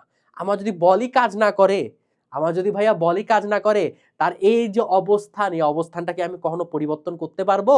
একটা চলন্ত বস্তু আপনি বল দিয়ে থামাই দিছেন, থেমে গেছে, অবস্থার পরিবর্তন হয়েছে। একটা থেমে থাকা বস্তু আপনি ঠেলা দিছেন, বল প্রয়োগ করছেন, স্থির অবস্থান থেকে সে গতিশীল হয়েছে, তার মানে তার অবস্থার পরিবর্তন হয়েছে। কিন্তু সব কিছুর মধ্যে কি দেখেন তো কোনো না কোনো ভাবে কালপ্রিট বল না, কোনো না কোনো ভাবে কালপ্রিট আমার সেই বলটাই। সুতরাং এখান থেকে আমি বলতে পারতেছি যে আমার যদি সমবেগে চলে তাহলে এখানে আমার ত্বরণ তৈরি হবে না, ত্বরণ তৈরি হচ্ছে না, যেহেতু ত্বরণ তৈরি হচ্ছে না সুতরাং আমার এখানে বলও কাজ করবে না। তার মানে আমার যেহেতু সমবেগে চলতেছে বাবা, যেহেতু সমবেগে চলতেছে, ত্বরণ থাকতেছে না, যদি ত্বরণ না থাকে এখানে আমার বলও কাজ করতেছে না, অর্থাৎ ও যে সমবেগে চলতেছে ওর কোনো অবস্থার পরিবর্তন হবে না। আপনি যদি এক্সপেক্ট করেন ও সমবেগে চলতেছে, হায় হায় ও মনে হয় থেমে যাবে, না বাবা, সে আর থামতেছে না। কেন থামতেছে না? আপনি তো বলই দেন নাই। যদি বল না দেন তার কি ওর থামানোর যোগ্যতা আছে? না, ও সারাজীবন এভাবে সমবেগেই চলে যাবে। বুঝা গেছে? সমবেগেই সে চলে যাবে। প্রথম কোশ্চেন, ভাইয়া ত্বরণ যদি না থাকে তাহলে কিভাবে বললেন আপনি বল কাজ করবে না? এটা সেকেন্ড সূত্রতে বুঝতে পারবেন। এটা ভাইয়া সেকেন্ড সূত্রতে বুঝতে পারবেন। বুঝতে পারছেন? এটা হচ্ছে আমাদের প্রথম সূত্রের অ্যাকচুয়ালি কনসেপ্ট। আশা করি এই পার্টটা আপনাদের মাথায় থাকবে। চলেন এবার আমরা পরবর্তী পার্টে চলে যাই। এবার হচ্ছে আমাদের বল। বল কি? সো বলে যদি আমি নরমালি বলি যে বলের সূত্র, বল, ঠিক আছে? মনে করেন এইটা একটা বস্তু, এটা হচ্ছে আপনার একটা এম ভরের বস্তু, এটা একটা ভাইয়া এম ভরের বস্তু। এই এম ভরের বস্তুর উপর আপনি কি করছেন, সুন্দর মতো একটা ধাক্কা দিছেন, সুন্দর মতো ভাইয়া একটা আমি ধাক্কা দিছি। এই ধাক্কা দেওয়ার মিনিং হচ্ছে অ্যাকচুয়ালি আপনি কি করছেন, ফিজিক্সের ভাষায়, ফিজিক্সের ভাষায় আপনি ধাক্কা দেওয়ার মিনিং হচ্ছে এটার উপর আপনি একটা বল প্রয়োগ করছেন। আপনি যদি বল প্রয়োগ করে থাকেন, সে কি করবে, এটা সে এই পজিশনে ছিল সুন্দর মতো, সে এখন এরকম একটা পজিশনে চলে আসলো, সুন্দর মতো সে এখন আমার এরকম একটা পজিশনে চলে আসলো। সে এই পয়েন্ট থেকে সুন্দর মতো এখন আমার এই পয়েন্টে চলে আসলো, এবং এই পয়েন্টে যে আসছে তার কি অবশ্যই একটা বেগ হইছে। এখানে আমার যেহেতু বস্তুটা নর্মাল অবস্থায় পড়েছিল, নর্মাল অবস্থায় বস্তুটা যেহেতু পড়েছিল, তার মানে আদি বেগ আমার কত, 0 মিটার/সেকেন্ড। এবং আমি একটা ধাক্কা দিছি, একটা ধাক্কা দেওয়ার কারণে এই মোমেন্টে অবশ্যই একটা নির্দিষ্ট বেগ ভি কাজ করতেছে, অবশ্যই নির্দিষ্ট একটা বেগ ভি কাজ করতেছে। তার মানে কি, 0 থেকে একটা ভি চলে আসছে, তার মানে কি আপনার ত্বরণের পরিবর্তন হয়েছে না? চিন্তা করেন, নর্মালি এম ভরের একটা বস্তু নর্মালি বসেছিল, আপনি একটা ধাক্কা দিছেন, ফিজিক্সের ভাষায় কি হয়েছে, একটা বল প্রয়োগ করছেন, বল প্রয়োগ করার কারণে সে এই পয়েন্ট থেকে এই পয়েন্টে চলে আসছে। এবং আপনি দেখতে পারতেছেন যে সে যেহেতু আগে নর্মাল অবস্থায় বসেছিল ভাইয়া, তার মধ্যে বেগ ছিল আমার 0 মিটার/সেকেন্ড। এখন কি তার মধ্যে র্যান্ডম একটা বেগ চলে আসলো, মনে করেন 2 metre per second, 3 metre per second, 4 metre per second, what ever. বেগের তো আমার পরিবর্তন হয়েছে এখানে, তাই না? আমার তো এখানে বেগের পরিবর্তন হয়েছে। সো বেগের পরিবর্তন হওয়ার মিনিং কি, আমার এখানে ত্বরণ কাজ করতেছে, আমার এখানে ত্বরণ কাজ করতেছে। যদি ত্বরণ কাজ করে থাকে তাহলে আমার বলের সূত্র হবে, বল যেটাকে আমরা এফ দিয়ে প্রকাশ করি, বলের সূত্র হবে এফ ইকুয়ালস টু এম এ। বলের সূত্র হচ্ছে আমাদের এফ ইকুয়ালস টু এম এ, এটা একটু মাথায় রাখবেন, এফ ইকুয়ালস টু এম এ।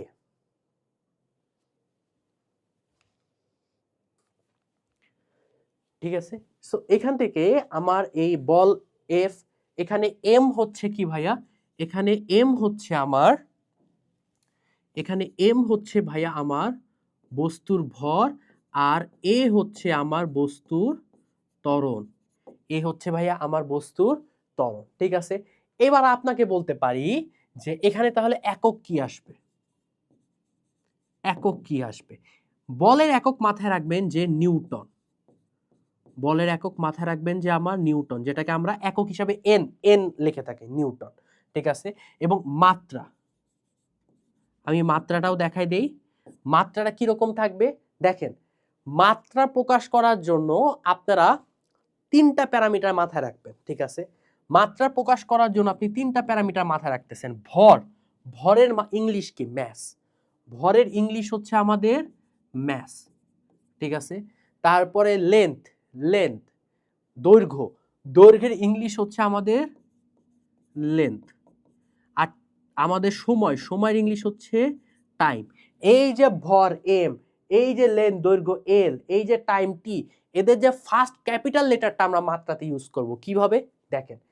আপনি দেখেন এখানে এম বলতে কি বোঝাচ্ছে? এম বলতে কি বোঝাচ্ছে? আমাদের ভর, ম্যাস, তাই না? তার মানে এখানে এম এর একক, একক হচ্ছে আমার কেজি। আর এ ত্বরণের একক কি? Metre per second square. আমি এটা কি লিখছি ভাইয়া? একক লিখছি। এবার একক থেকে আমি কোথায় যাব ভাইয়া? মাত্রাতে যাব। আমি আবার বলতেছি এম, এম বলতে ভর, ভর হচ্ছে কেজি। এ, এর একক হচ্ছে আমাদের মিটার পার সেকেন্ড স্কোয়ার। এই একক থেকে আমি কিসে যাচ্ছি ভাইয়া? এই একক থেকে আমি মাত্রাতে যাব। দেখেন কেজি, এম, ম্যাস। এই এম মানে কি? মিটার না? এই এম মানে কি ভাইয়া? মিটার। এই মিটারটা কি আমাদের লেন্থ, দৈর্ঘ্যকে প্রকাশ করতেছে না? তার মানে এটাকে আমি দিলাম এল। ঠিক আছে, আর এস স্কোয়ার তার মানে কি? Second square. সেকেন্ড মানে কি? টাইম। সেকেন্ড মানে কি ভাইয়া? টাইম। তাহলে টাইমের ফার্স্ট লেটারটা হচ্ছে টি, এবং এখানে পাওয়ার কত? Inverse two.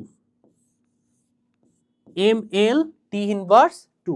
দেখেন তো মাত্রা M L T inverse two, একক নিউটন। তারপরে হচ্ছে সূত্রটা হচ্ছে আমাদের F equals to M A. ঠিক আছে, সো বুঝা গেছে এই পার্টটুকু।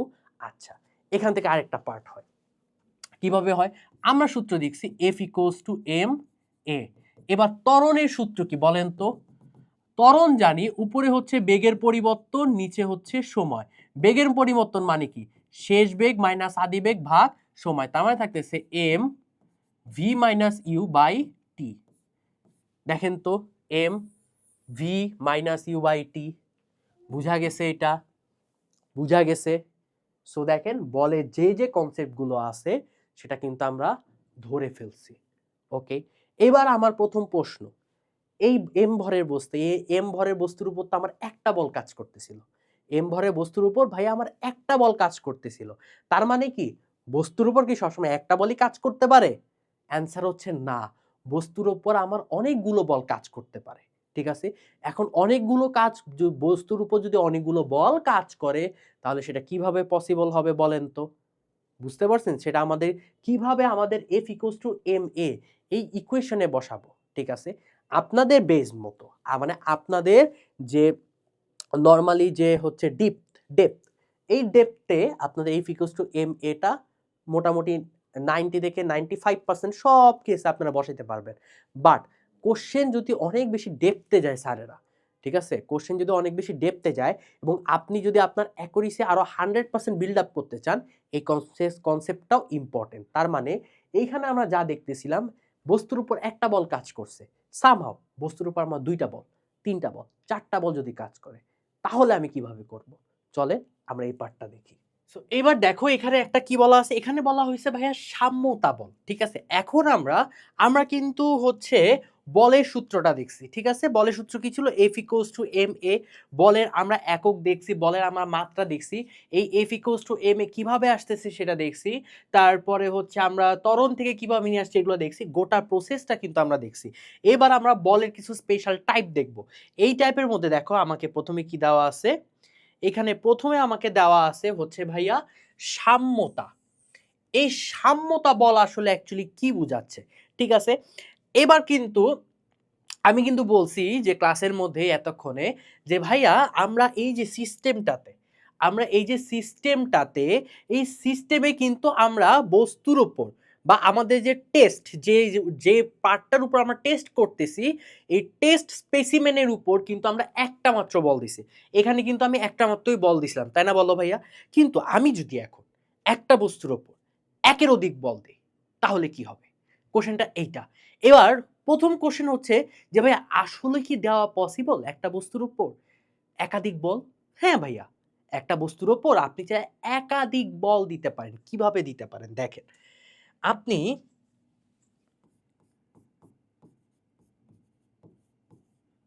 বস্তুর উপর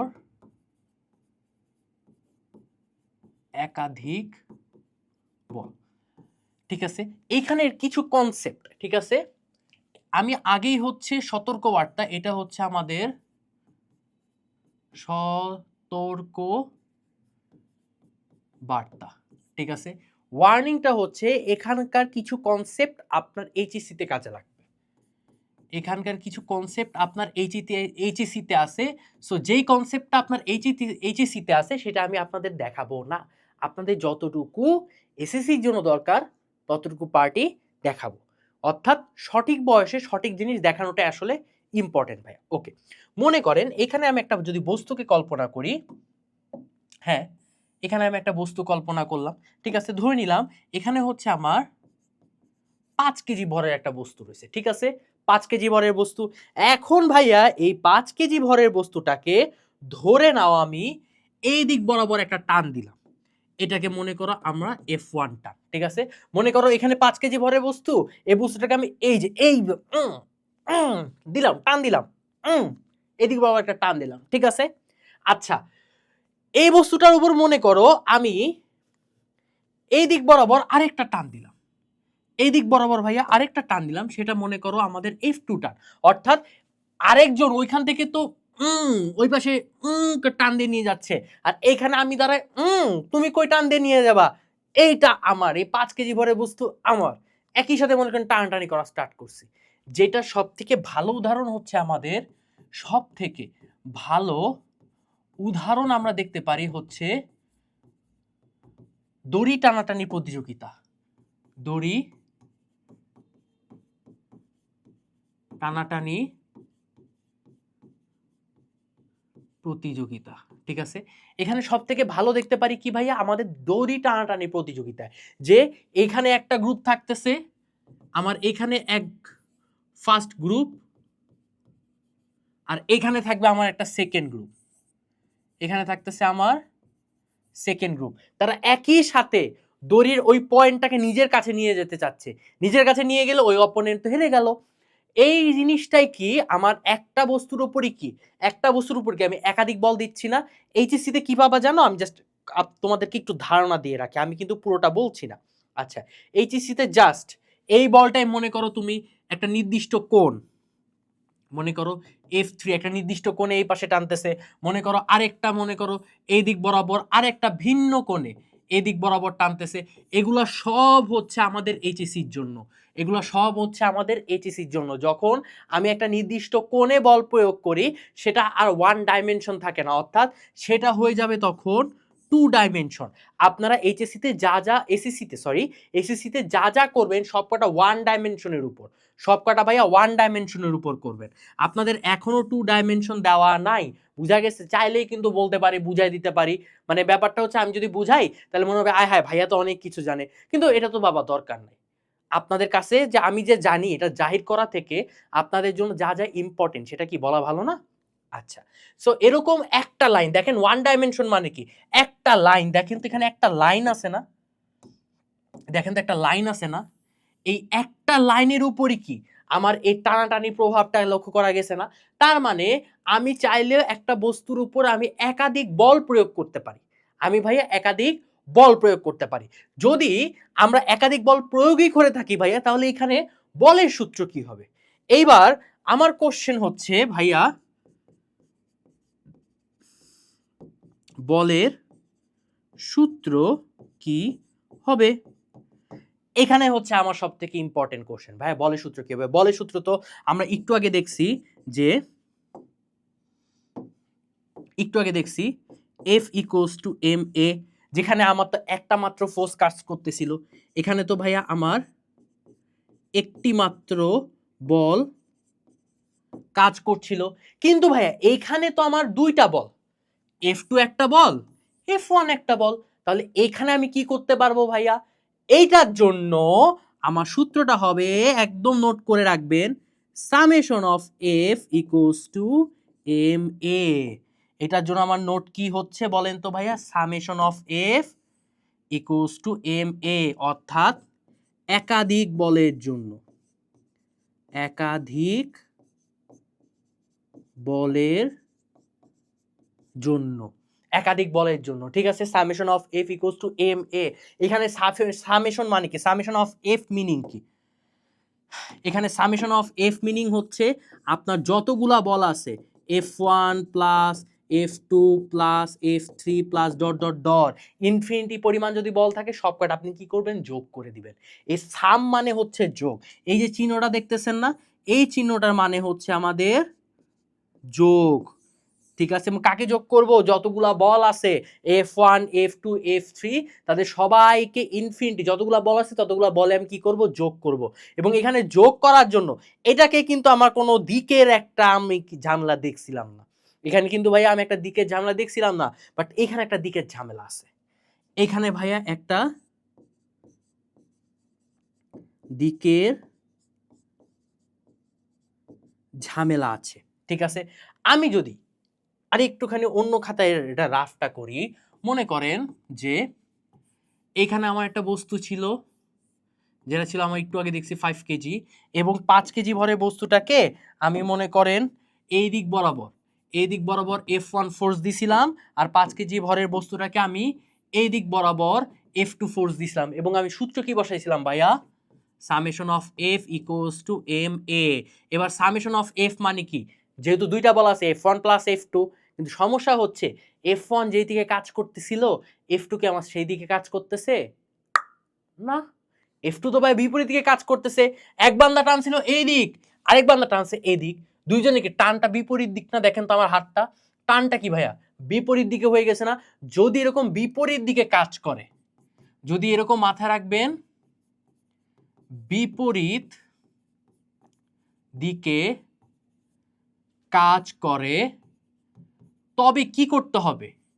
তবে একটিকে ধনাত্মক ও অন্যটিকে আমাকে ঋণাত্মক ধরতে হবে। একটিকে ধনাত্মক এবং অন্যটিকে ঋণাত্মক ধরতে হবে। মনে করেন আমরা F1, এই F1টাকে প্লাস ধরলাম আর F2টাকে আমি মাইনাস ধরলাম, তাহলে এখানে কিভাবে বসাবো? F1 plus minus F2 equals to M A, F1 minus F2 equals to M A. বুঝা গেছে?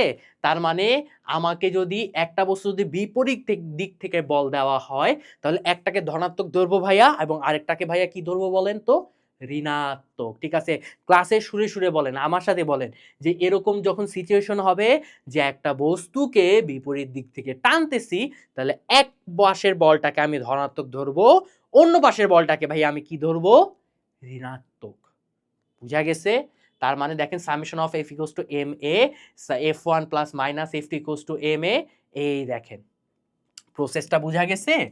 আচ্ছা, সো তার মানে আমরা দেখলাম যে আমরা যে যখন বেসিকটা পড়ছি বলে, তখন একটা বস্তুর উপর আমি একটা মাত্র বল দিছিলাম, বাট আমরা চাইলে একটা বস্তুর উপর একাধিক বলও দিতে পারি, এবং একাধিক বল দিলে আমাদের কিরকম সিনারিও কাজ করতেছে এটা কিন্তু আমরা খুব ভালো মতো বুঝে গেলাম, ঠিক আছে।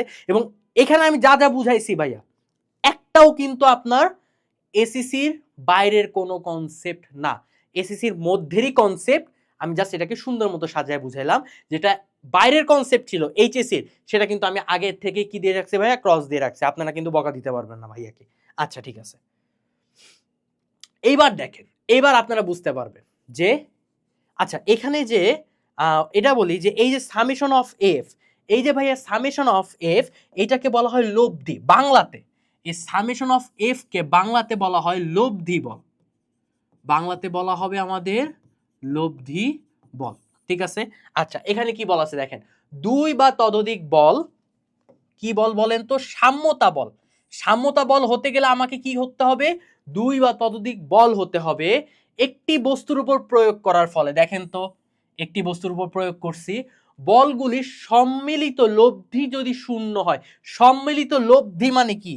এই যে লব্ধি বল, সম্মিলিত লব্ধি মানে সম্মিলিত লব্ধিকে মিনিং করতেছে কে? আমাদের লব্ধি বল। লব্ধি বল, তার মানে এই লব্ধি বল যদি কি হয় ভাইয়া? শূন্য হয়, তবে ওই বলগুলোকে বলা হবে সাম্যতা বল। তার মানে এক সাম্যতা বল হওয়ার জন্য কি হইতে হবে ভাইয়া? সবাই খাতায় লেখেন, সাম্যতা বল হওয়ার জন্য কি হইতে হবে? আমাদের একাধিক বল কাজ করতে হবে, একাধিক বল কাজ করতে হবে। আর এখানে আমাদের লব্ধি বল কি হতে হবে? শূন্য হতে হবে। এই দুইটা যদি স্যাটিসফাই করে ভাইয়া, এই দুইটা শর্ত যদি আমার স্যাটিসফাই করে, তবে তাহলেই হবে আমাদের সাম্যতা বল। বুঝা গেছে? আচ্ছা, কিভাবে পসিবল দেখেন, দড়ি টানাটানির খেলাটা মনে করেন, এই দড়ি টানাটানির খেলায় এই পয়েন্টটা হচ্ছে আমার সেই মিডল পয়েন্ট, দড়ির মিডল পয়েন্ট, ঠিক আছে? এই মিডল পয়েন্টটা যার ভাগেই পড়বে অন্য পক্ষ হেরে যাবে। এই পয়েন্টটা যদি এদের কাছাকাছি চলে আসে, তার মানে কি এদের শক্তি বেশি, তাই না? আমার শক্তি বেশি, আমি কাছে টান দিয়ে আমার কাছে মিডল পয়েন্টটা নিয়ে আসছি, তার মানে কি এই বান্দাগুলা টানতেছে বল কোন দিকে? এই দিকে। আর এই বান্দাগুলো এই মিডল পয়েন্টটাকে তাদের কাছে টেনে নিয়ে যাওয়ার ট্রাই করতেছে, তার মানে এই বান্দাগুলো টান দিচ্ছে আমার এই দিকে, ঠিক আছে? এবং মজার ব্যাপার হচ্ছে দেখেন, এইটা হচ্ছে আমার মিডল পয়েন্ট, এই দিক বরাবর কাজ করতেছিল F2, আর এই দিক বরাবর কাজ করতেছিল আমার F1। যদি আমার দেখেন তো এখানে কি বলা হয়েছে? লব্ধি বল শূন্য বলা হয়েছে, ঠিক আছে? লব্ধি বল এখানে কি বলা হয়েছে? শূন্য বলা হয়েছে, মাথায় রাখবেন। তার মানে আমার এই মিডল পয়েন্ট, এই মিডল পয়েন্টের এই দিক বরাবর কাজ করতেছিল আমার F2, এই দিক বরাবর কাজ করতেছিল আমার F1। তাহলে আমি কি বলছি? এই ক্ষেত্রে আমার সামেশন অফ F কি হচ্ছে? 0 হচ্ছে। সামেশন অফ F 0 হলেই তো আমাদের এই সাম্যতা বল, তাই না? সাম্যতা বল। তার মানে এখান থেকে সামেশন অফ F মানে কি? দুইটা বল আছে না, দেখেন তো। সামেশন অফ F মানে কি? এই F1 বলও আছে, এখান থেকে আমাদের F2 বলও আছে, এবং এই F1 আর F2 কি একে অপরের বিপরীত দিকে আছে না ভাইয়া?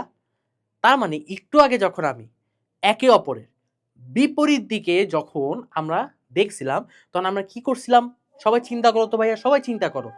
আমরা যদি একই বস্তুর উপর বিপরীত দিক থেকে আমরা যখন বল প্রয়োগ করতাম, তখন আমরা কি করতাম?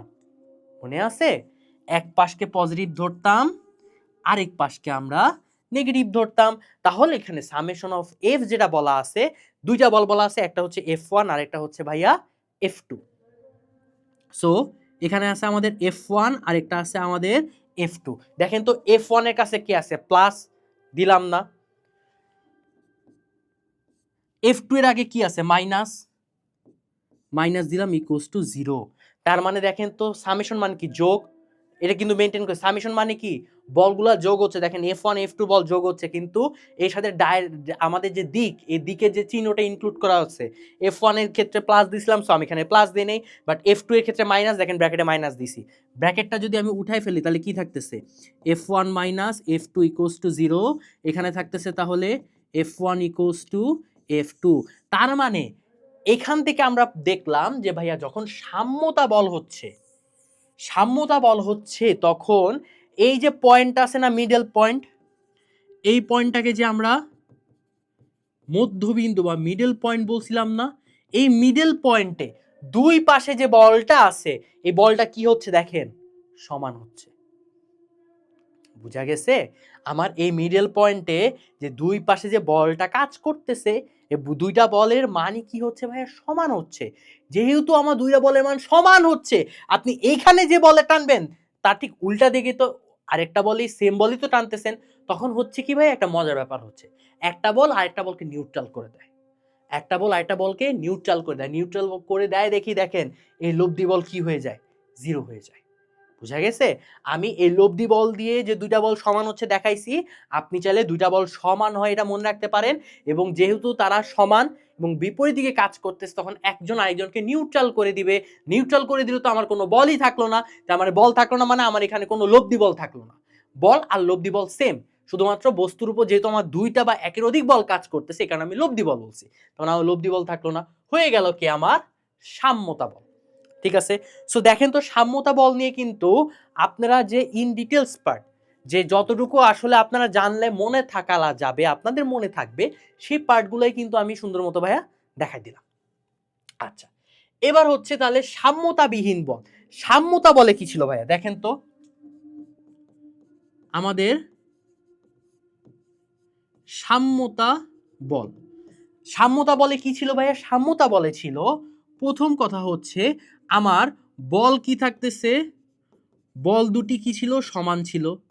বল দুটি সমান ছিল ও বিপরীত দিকে কাজ করতেছিল, ও বিপরীত দিকে কাজ করতেছিল। তারপরে তাদের লব্ধি বল কি ছিল ভাইয়া? লব্ধি বল শূন্য ছিল। ঠিক আছে, এখন সাম্যতাবিহীন বল হবে এই সাম্যতা বলে ঠিক উল্টা। এই সাম্যতা বলের জাস্ট বিপরীত। বিপরীতটা কিরকম? তাহলে আমাদের সাম্যতা বিহীন। সো সাম্যতা বিহীন বলে তাহলে কি হবে? সাম্যতা বলে জাস্ট উল্টা। উল্টা হলে কি হবে? বল দুটি সমান না, এখানে আমার বল দুটি সমান হবে না, বল দুটি ভিন্ন হবে। বল দুটি ভিন্ন হবে, অর্থাৎ একটা বল ছোট, একটা বল ভাইয়া বড় হবে। তারপরে কি হচ্ছে? বিপরীত দিকে কাজ করতেছে। হ্যাঁ, এটা বিপরীত দিকেও কাজ করতে পারে, একই দিকেও কাজ করতে পারে। বুঝা গেছে? এটা বিপরীত দিকেও কাজ করতে পারে ভাইয়া, একই দিকেও কাজ করতে পারে। এইটা আবার ওই না। এবং লব্ধি বল এখানে কি ছিল? শূন্য ছিল, তার মানে এখানে একটা লব্ধি বল থাকবে। এখানে আমার ভাই একটা লব্ধি বল থাকবে।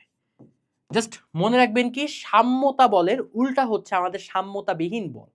সাম্যতা বলে ছিল ভাইয়া লব্ধি বল 0, তাহলে সাম্যতাবিহীন বলে আমার একটা লব্ধি বল থাকবে।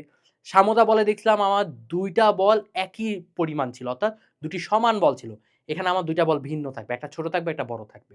সাম্যতা বলে বিপরীত দিকে কাজ করতেছিল, সাম্যতাবিহীন বল বিপরীত দিকেও কাজ করতে পারে, সেম দিকেও কাজ করতে পারে। দেখেন সংজ্ঞা, দুই বা ততোধিক বল একটি বস্তুর উপর প্রয়োগ করার পর বলগুলির সম্মিলিত লব্ধি যদি শূন্য না হয়, দেখেন সম্মিলিত লব্ধি আমার কি হয় নাই? শূন্য নাই। তার মানে লব্ধি বল যদি থাকে তবে ওই বলগুলোকে কি বলা হবে? আমাদের সাম্যতাবিহীন বল বলা হবে।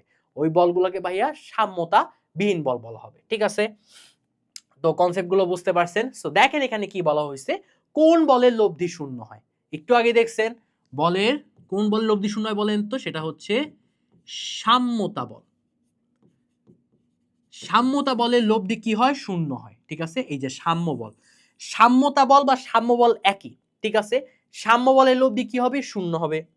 অনেক এফোর্ট দিয়ে আপনাদেরকে পড়াইলাম, তাই না একটু আগে, যে কিভাবে কিভাবে কাজ করতেছে, কিভাবে কিভাবে, মানে আমি ট্রাই করতেছি যে আপনারা যেহেতু হচ্ছে কেউ হয়তোবা ক্লাস 9-এ দেখতেছেন, কেউ হয়তোবা ক্লাস 10-এ দেখতেছেন, যেই যে ক্লাসে দেখেন না কেন, সো হয়তোবা অনেকের আগেই চ্যাপ্টারটা পড়া আছে। বাট আমি যখন ক্লাসে ঢুকছি তখন আমার কাছে মাথায় কাজ করতেছে যে আপনাদের এখানে কারোর কোনো পড়া নাই, কারোর কোনো বেসিক নাই, একদম জিরো। হ্যাঁ, আমি এটা বলতেছি না আপনারা সবকিছু ভুলে যান আমার ক্লাস করেন, এরকম কিছু না। আপনি যদি করে থাকেন, ভালো ক্লাস করে থাকেন, গুড, ফেয়ার এনাফ, সমস্যা নেই। যদি আমার ক্লাস করতে আসছেন তাহলে আপনি জিনিসটা যদি আরেকটুখানি ইন ডেপথ বুঝতে পারেন তাহলে আপনার জন্য বেটার। এবং যারা প্রথম এই চ্যাপ্টারটা ধরছেন তারা তো একদম ফ্রেশ, তারা দেখেন যে একটুখানি এফোর্ট দিয়ে যদি করেন, দেখবেন আমার সাথে সাথে যদি আগান, দেখবেন এই চ্যাপ্টার থেকে ইনশাল্লাহ, এই চ্যাপ্টার থেকে ইনশাল্লাহ আপনার নেক্সট টাইম একটা বিন্দু সমস্যা হবে না, একটা বিন্দু না। আপনার বেসিক ম্যাথ ক্যালকুলেশন সব দেখবেন পাক্কা হয়ে রইছে। এবং আমি এতটুকুই করব, আপনারা এক একটা লেকচার শেষ করবেন, মনে করেন আজকে ফার্স্ট লেকচার শেষ করছি, একই সাথে লেকচার শেষ করার সাথে সাথে খাতায় নোট ডাউন করে ফেলবো। কারণ ভাইয়া দেখেন, ভাইয়া মনে হয় যে বোর্ডের একটা জায়গাও মনে হয় বাকি রাখে নাই। ঠিক আছে, বোর্ডের একটা জায়গাও কিন্তু বাকি রাখে নাই, জাস্ট আপনারা যাতে ভালো মতো বুঝতে পারেন। ওকে, সো অ্যান্সার হচ্ছে সাম্য বল। এবার দেখেন কি বলা হয়েছে, বলের সংজ্ঞা পাওয়া যায় নিউটনের কোন সূত্র থেকে? বলের সংজ্ঞা পাওয়া যায় কোন সূত্র থেকে বলেন তো? প্রথম সূত্র, দ্বিতীয় সূত্র, তৃতীয় সূত্র, না মহাকর্ষ সূত্র? মহাকর্ষ সূত্র তো অবশ্যই হবে না, মহাকর্ষ সূত্র তো হবে না। বলেন তো প্রথম সূত্রে আমরা কিসের সংজ্ঞা পাইতাম? জড়তার পার্ট পাইতাম। দেখেন তো একদম প্রথমে আমি স্লাইডে ইনক্লুড করছিলাম। ঠিক আছে, যে দেখেন এই প্রথম সূত্র থেকে বল আর জড়তার ধারণা পাইতাম, দ্বিতীয় সূত্র থেকে বলের মান ও ভরবেগের পরিবর্তন পাইতাম, আর তৃতীয় সূত্র হচ্ছে একটা বস্তুর উপর কিভাবে বল প্রয়োগ করতেছে সেটা।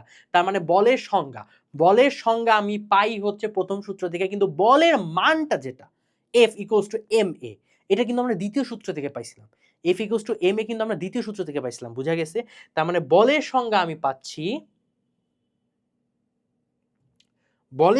আমি পাচ্ছি প্রথম সূত্র থেকে। ঠিক আছে, আমি একটু লিখে দিই। বলের সংজ্ঞা আমি পাই প্রথম সূত্র থেকে, তবে বলের মান, এখন বলের মান কি? আচ্ছা, বলের মান বলতে actually F equals to ma, এইটা আমি পাই হবে দ্বিতীয় সূত্র থেকে। এটা একটু মাথায় রাখবেন, ঠিক আছে? দেখেন প্রথম সূত্র থেকে, ওকে। আচ্ছা, তো এখানে দেখেন কি বলা হয়েছে, কোন বস্তুর উপর প্রযুক্ত বল যদি ধ্রুব হয়, তার মানে বল মানে কি, বল F ইকুয়ালস টু ma, এই যে আমি একটা বল প্রয়োগ করছি F পরিমাণ বল, এই F পরিমাণ বল কি হচ্ছে ভাইয়া, বল হচ্ছে আমার ধ্রুব হয়ে গেছে। ধ্রুব মানে হচ্ছে কনস্ট্যান্ট, বলটা হয়ে কি হয়ে গেছে ভাইয়া, বলটা আমার কনস্ট্যান্ট হয়ে গেছে। যদি কনস্ট্যান্ট হয়, ভর কম হলে ত্বরণ বেশি হবে, ঠিক আছে? তার মানে কনস্ট্যান্ট মিনিং কি বুঝেন? আচ্ছা, যারা কনস্ট্যান্ট মিনিংটা বুঝেন না তাদের জন্য, যে এই F এর মান আর কখনো পরিবর্তন হবে না, যদি পরিবর্তন হতেই হয় m হবে, যদি পরিবর্তন হতে হয় m হবে, না হয় a হবে। বাট F এর যে মান, F যদি একবার 2 নিউটন দেয়, সারা জীবনই সে ধ্রুব বল মান সারা জীবনে 2 নিউটন রাখতে হবে, মেইনটেইন করতে হবে। এবং মজার ব্যাপার হচ্ছে দেখেন, F ইকুয়ালস টু ma মানে কি, আপনার লেফট হ্যান্ড সাইডের যে মান, রাইট হ্যান্ড সাইডের মানও আমার কি হচ্ছে ভাইয়া, সেম হচ্ছে, ঠিক আছে? তার মানে কি, এখানে হচ্ছে আমাদের ধ্রুব ইকুয়ালস টু ma, এরকম F equals to ma, F এর মান যদি ধ্রুব হয় তাহলে ধ্রুব ইকুয়ালস টু ma, অর্থাৎ আপনার এই ধ্রুব মানটা তো ধ্রুবই থাকতেছে, রাইট হ্যান্ড সাইডে যে ma, এই দুটা গুণ করলেও যাতে এই মানের সমান হয়। সো এখন আমি এই পার্টটাকে নিয়ে আলোচনা করি। আমরা জানি যে আপনার এই এটা আছে না, এই এটাকে এবার এই পারে উড়াই নিয়ে আসেন, এটা গুণ ছিল এখানে, এই পারে গেলে কি হয়ে যাবে, ধ্রুব into 1/a equals to m, ঠিক আছে? তার মানে দেখেন, এই এটাকে যদি আমি এই পারে নিয়ে আসি, তাহলে 1/a হয়ে যাবে। এবং আমরা জানি ভাইয়া এই ধ্রুব আর এই ইকুয়াল সাইন যদি আমরা তুলে দিই, তাহলে একটা সমানুপাতিক সাইন আসবে, 1/a proportional m, 1/a proportional m। এবং অনেকের মতে, আমি বলে দিই, এই যে আমি এই যে পার্টটা দেখাইছি, এটা জাস্ট এই এমসিকিউটাকে ভালো মতো বোঝানোর জন্য। অনেকের এই পার্টটা দেখে না খুঁতখুঁতানি হবে, ঠিক আছে? অনেকের এই পার্টটা দেখে খুঁতখুঁতানি হবে, অনেকে বলবে যে ছি ছি, আপনারা বলবেন না কারণ আপনাদের বলার কথা না, অনেকে বলতে পারে ছি ছি ছি ছি, আপনাদেরকে ভুল জিনিস পড়াচ্ছে। জি, ভুল, ঠিক আছে, ভুল জিনিস। কেন ভুল জিনিস, আমি উত্তর দিই। ভরকে আপনার যে নিউটনের সূত্র পড়তেছে না, এগুলো তো সবকিছু নিউটনের সূত্র থেকে আসছে। নিউটনের সূত্র মোতাবেক ভর সব সময় কি হবে, কনস্ট্যান্ট হবে। ভরকে আপনি কি করতে পারতেছেন না, চেঞ্জ করতে পারতেছেন না, বুঝা গেছে? তার মানে আমি যখন এখানে ভরকে নিয়ে আসছি, ভরের সমানুপাতিক হচ্ছে 1/a, অর্থাৎ আপনি দেখেন যদি এখানে 1/a মানে কি, দেখেন m প্রপোর্শনাল 1/a, এটার মিনিং হচ্ছে আপনি যদি ত্বরণ বাড়ান, ভরের মান কমে যাবে, ত্বরণ যদি কমায় দেন, ভরের মান বেড়ে যাবে, বুঝা গেছে? অর্থাৎ আপনি যদি ত্বরণ বাড়ান, আমি আবার বলতেছি যে আপনি যদি ত্বরণ বাড়ান, ভরের মান কমে যাবে, কারণ তারা ব্যস্তানুপাতিক সম্পর্কে আছে। এটাকে বলা হয় বিপরীত বা ব্যস্তানুপাতিক সম্পর্ক। বিপরীত সম্পর্ক কিরকম, আমি যদি এখন বলি যে এই যে আপনারা শুয়ে শুয়ে ক্লাস করতেছেন বাবা, সুন্দর মতো টেবিলে বসে খাতায় লিখতে লিখতে ক্লাস করেন, না না না না না, ভাইয়া যেহেতু হচ্ছে শুয়ে শুয়ে বলছে, টেবিলে লিখতে বলছে, আমি অবশ্যই শুয়ে শুয়ে বলবো। তার মানে এখন আমার কি বলা উচিত, নো, আপনার উচিত এখন শুয়ে শুয়ে ক্লাস করা। তার মানে আমি এটা এক্সপেক্ট করতে পারি, যেহেতু আমার কথা আর আপনারা সবসময় উল্টা কাজ করেন, তাহলে আপনারা সুন্দর মতো এখন, ভাইয়া যেহেতু শুয়ে থাকতে বলছে, টেবিলে গিয়ে এবার পড়বো, তাই না? তার মানে ওয়ান কাইন্ড অফ জিনিসটা সেম, যে ত্বরণ বেড়ে যা গেছে, ভর আমি কমে যাব। ত্বরণ কমে গেছে, ভর আমি বেড়ে যাব, ঠিক আছে? এটা হচ্ছে আমাদের বিপরীত সম্পর্ক, ব্যস্তানুপাতিক সম্পর্ক। কিন্তু মজার কথা হচ্ছে, ভর তো কখনো পরিবর্তনশীল না, ভর কখনো পরিবর্তনশীল না। যদি আমার নিউটনের সূত্র, এটা তো নিউটনের সূত্র থেকে আছে, নিউটনের সূত্র মোতাবেক ভর আমি কখনো চেঞ্জ করতে পারবো না। তাহলে কিভাবে চেঞ্জ করলাম? এটা চেঞ্জ করছি শুধুমাত্র এই অবজেক্টিভের জন্য ভাবা, বুঝা গেছে? অবজেক্টিভের জন্য। তো এখানে কি বলা হয়েছে দেখেন, ভর যদি কম হয় ত্বরণ আমার কি হচ্ছে, বেশি হচ্ছে। দেখেন তো ভর যদি এই দেখেন আমার ভর যদি কমে যায় এই যে, তাহলে ত্বরণ কি হয়ে যাচ্ছে আমার, বেড়ে যাচ্ছে। এটা ঠিক আছে। ভর যদি কম হলে ত্বরণ আমার কি হয়ে যাচ্ছে, কমে যাচ্ছে না। ওদের সম্পর্ক তো ভর কমে গেছে, তাহলে উল্টা সম্পর্ক, ত্বরণ উল্টা কাজ করবে, বেড়ে যাবে। তার মানে এটা ভুল আছে। এবার দেখেন ভর বেশি হইছে, ভর বেড়ে গেছে, ত্বরণ কি করবে, আমি তো উল্টা, আমি কমে যাব। দেখেন তো কমে গেছে না, মানে এটা ঠিক আছে। তাহলে উত্তর হচ্ছে 1 আর 3। উত্তর হচ্ছে আমার ভাইয়া 1 আর 3। দেখেন 1 আর 3। ওকে, সো এখানে দেখেন কি বলা হচ্ছে যে বিমানের বিস্ফোরণ ঠেকাতে কি করতে হচ্ছে। দেখেন বিমানের চাকা পরিবাহী রাবার দিয়ে তৈরি থাকে, বিমান অবতরণের সাথে সাথে জ্বালানি ভরতে হয়, ঠিক আছে। বিমানে জ্বালানি ভরা শুরুর আগে একটি পরিবাহক দ্বারা ভূ সংযোগ করতে হবে। নিচের কোনটা সঠিক? প্রথম কথা, বিমানের বিস্ফোরণ ঠেকাইতে, বিমানে বিস্ফোরণ কেন হবে? বিমান যে আপনার আকাশে উঠতেছে, আচ্ছা এটা হচ্ছে আপনাদের কনসেপচুয়াল পার্ট না, এটা একটু হাই থটের ম্যাপ, ঠিক আছে। হাই থটের কনসেপ্ট যেটা কুষ্টিয়া বোর্ড 17তে দিছিল, তখন আমরা এই কনসেপ্ট গুলো ছিল, বাট আপনাদের এখন এই কনসেপ্ট গুলো নাই। তাহলে এখন আপনাদের কি কি হচ্ছে দাঁড়ান আমি ঘটনাটা বলি। বিমান যে আকাশে উঠতেছে না ভাইয়া, ঠিক আছে, বিমানের মধ্যে তো হচ্ছে জ্বালানি বা তেল আছে। এটা না আমাদের একটা স্থির তড়িতের জন্ম দেয়, একটা স্থির তড়িতের জন্ম দেয়। স্থির তড়িৎটা আপনারা চ্যাপ্টার 10-এ গিয়ে পড়বেন, তখন আপনারা ভালো বুঝতে পারবেন। একটা স্থির তড়িতের জন্ম দেয়। আপনি যখন ভূমিতে ল্যান্ডিং করছেন, তখন এই স্থির তড়িৎ তেলের চাক, তারপর তেলের ঘর্ষণ, বা আপনার তেলটা তো আপনার ট্যাঙ্কার আছে না, ট্যাঙ্ক আর তেলের মধ্যে একটা স্থির বৈদ্যুতিক একটা সংযোগ তৈরি হয়। স্থির বৈদ্যুতিক সংযোগটা যখন মাটিতে ল্যান্ডিং করবে তখন সে ভূমিতে চলে যেতে পারে। ভূমিতে চলে গেলে আবার এখানে আর ঝামেলা আছে, যে কেউ যদি মনে করেন হাত দেয় দেখবেন যে শক খাইছে। বুঝতে পারছেন? যে মনে করেন এইটা হচ্ছে আমার ট্যাঙ্কার, এইটা হচ্ছে আমার ট্যাঙ্কার, ট্যাঙ্কার, ঠিক আছে। এইখানে আমার মনে করেন তেল আছে, এখানে মনে করেন তেল আছে। দেখেন তো এই যে এতটুকু পার্ট, এই এতটুকু পার্ট কি আমার তেল আর ওই ট্যাঙ্কারের পার্ট সংযুক্ত না? এই এই পার্টে আমার তেল আর ট্যাঙ্কারের পার্টটা সংযুক্ত না? যখন তেল পার্ট এবং খুব ফাস্ট নাড়াচাড়া করতেছে তখন এখানে একটা স্থির তড়িতের জন্ম দেয়। এবং যখন প্লেনটা হচ্ছে আমার ল্যান্ডিং করে, সেই এই ট্যাঙ্কারে উৎপন্ন হওয়া স্থির তড়িৎ চাকার মাধ্যমে ভূমিতে চলে যাওয়া শুরু করে, ভূমিতে চলে যাওয়া শুরু করে চাকার মাধ্যমে। তখন আপনি যদি হাত দেন, বুঝতে পারছেন, কারেন্ট শক খাবেন। কারণ আপনার মধ্যে দিয়ে তখন স্থির তড়িৎ পাস হচ্ছে, ইলেকট্রিসিটি পাস হচ্ছে, বুঝা গেছে? এই কারণে পরিবাহী যে চাকা সেটা কি দিয়ে তৈরি হয়? রাবার দিয়ে তৈরি হয়। পরিবাহী চাকা রাবার দিয়ে তৈরি হবে যাতে আপনি ধরলে কোনো কিছু না খান। সিম্পল, ধরছি কিছু হয় না এই কারণে। আচ্ছা, বিমান অবতরণের সাথে সাথে জ্বালানি ভরতে হবে। হ্যাঁ, আপনি যদি নতুন এখন জ্বালানি ভরেন তাহলে ওই স্থির তড়িৎটার প্রভাবটা কমে যায়। তার মানে আমাকে কি করতে হবে? জ্বালানি ভরতে হবে। বিমানে জ্বালানি ভরা শুরুর আগে একটি পরিবাহক দ্বারা ভূ সংযোগ করতে হবে। ওই যে বলছি না ভূ স্থির, ঠিক আছে, একটা স্থির তড়িৎ তৈরি হয়।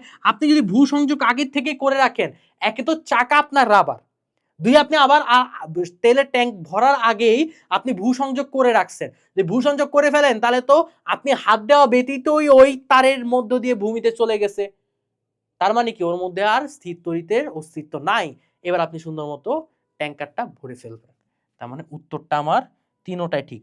ডি, ডি হচ্ছে আমাদের 1 2 3 নিচে আছে, এই তিনোটাই আমার ঠিক হচ্ছে, ঠিক আছে।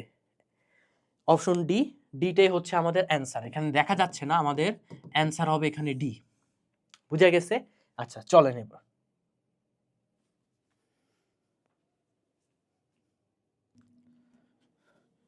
ওকে। সো দেখেন এখানে কন্টেন্টে কি দেওয়া আছে, যে 4 ধরনের মৌলিক বল আছে। আমাদের যে বল, এই বলটা যদি মৌলিক বলের কথা বলি, এটা 4 প্রকার আছে। একটা হচ্ছে আমাদের মহাকর্ষ বল, তড়িৎ চৌম্বক বল, দুর্বল নিউক্লিয় বল, সবল নিউক্লিয় বল। সো আসেন আমরা একটুখানি বেসিক, এখানে সবকিছু মহাকর্ষ বল, তাড়িতচুম্বক বল, দুর্বল নিউক্লিয়, অবশ্য হচ্ছে আমাদের এই দুর্বল আর সবল নিউক্লিয় এটা এখন আপনাদের সিলেবাসে খুব বেশি অন্তর্ভুক্তি নাই। এইটা দুইটা হচ্ছে আমাদের খুব বেশি নাই, বাট এই দুইটা হচ্ছে আমাদের আছে, এটা আপনারা শিখবেন। তাও আপনাদেরকে র্যান্ডম একটা আইডিয়া দিয়ে থাকি যে বলগুলা কি বা কিভাবে কাজ করে, একটা র্যান্ডম একটা আইডিয়া। চলেন, সো এইখানে একটু চিন্তা করেন যে মহাকর্ষ বল, প্রথম আমরা 1 নাম্বার যাচ্ছি মহাকর্ষ বল। আমাদের মহাকর্ষ বল, মহাকর্ষ বলের কনসেপ্টটা হচ্ছে পৃথিবী আমাদের সকল বস্তুকে তার কেন্দ্রের দিকে টানে। আমি আবার বলতেছি, পৃথিবী সকল বস্তুকে তার কেন্দ্রের দিকে টানে। মনে করেন আমি যদি কলমটাকে ফেলে দিই, নিচে পড়বে। কেন নিচে পড়বে? কলমটাকে পৃথিবী তার নিচের দিকে অর্থাৎ কেন্দ্রের দিকে টানতেছে। বুঝা গেছে? কলমটা যদি ছেড়ে দেই নিচে পড়বে। প্রথম কথা হচ্ছে কেন পড়তেছে ভাইয়া, তার মানে এখানে কি এমন কাজ করতেছে যে কলমটা নিচে পড়তেছে। আমি যদি কলমটাকে ছেড়ে দেই, এই পৃথিবী কি করবে জানেন? এই কলমটাকে সুন্দর মতো তার নিচের দিকে অর্থাৎ কেন্দ্রের দিকে টানবে। যখন কেন্দ্রের দিকে টানতেছে এটা বলা হচ্ছে আমাদের মহাকর্ষ বল। ঠিক আছে, এই যে টান বলটা, তার মানে আমরা জানি পৃথিবী সকল বস্তুকে তার কেন্দ্রের দিকে টানে, তার কেন্দ্রের দিকে টানে। ঠিক আছে, এই টান বলটাকে বলা হচ্ছে কি ভাইয়া? মহাকর্ষ বল। কিছু কি খটকা লাগে আপনাদের? খটকা লাগে? খটকা তো লাগা উচিত। পৃথিবী, চিন্তা করেন, পৃথিবী এই কলমটাকে তার নিচের দিকে টানতেছে অর্থাৎ তার কেন্দ্রের দিকে টানতেছে। হ্যাঁ, এইটাকে মহাকর্ষ বল বলা যায়। এটাকে ভাইয়া মহাকর্ষ বল বলা যায়, বাট এটাকে স্পেশালি অভিকর্ষজ বল বলা হয়। মাথায় রাখবেন, এটাকে মহাকর্ষ বল বলা যায়, বাট আমরা এটাকে আদর করে অভিকর্ষ বল বলি। এটাকে আমরা আদর করে অভিকর্ষ বল বলে থাকি। বুঝা গেছে? তাহলে ভাইয়া মহাকর্ষ বল কি? এই মহাজগতে একটা বস্তু আরেকটা বস্তুকে আকর্ষণ করে, এই আকর্ষণটাই হচ্ছে আমাদের মহাকর্ষ বল। মহাজগতে একটি বস্তু আরেকটি বস্তুকে আকর্ষণ করে, এইবারের আকর্ষণটাই হচ্ছে আমাদের মহাকর্ষ বল। ঠিক আছে, মহাকর্ষ বলের একটা কনসেপ্টই হচ্ছে মনে করেন অভিকর্ষ বল। কারণ আমি তো মহাজগতের বলছি, এই মহাজগতের পৃথিবীও আছে, মহাজগতের কলমটাও আছে। তার মানে এটাকেও কি, যেটাকে আমি অভিকর্ষজ বল বলতেছি, অভিকর্ষ বল বলতেছি, ওটাকে মহাকর্ষ বলও তো বলতে পারি, বাট আমরা একটু আদর করি এটাকে অভিকর্ষ বলি, এটাকে মহাকর্ষ বলি। কনসেপ্ট আমার সেম। ওকে, তারপর হচ্ছে তড়িৎ চৌম্বক বল। এখন তড়িৎ চৌম্বক বল কি?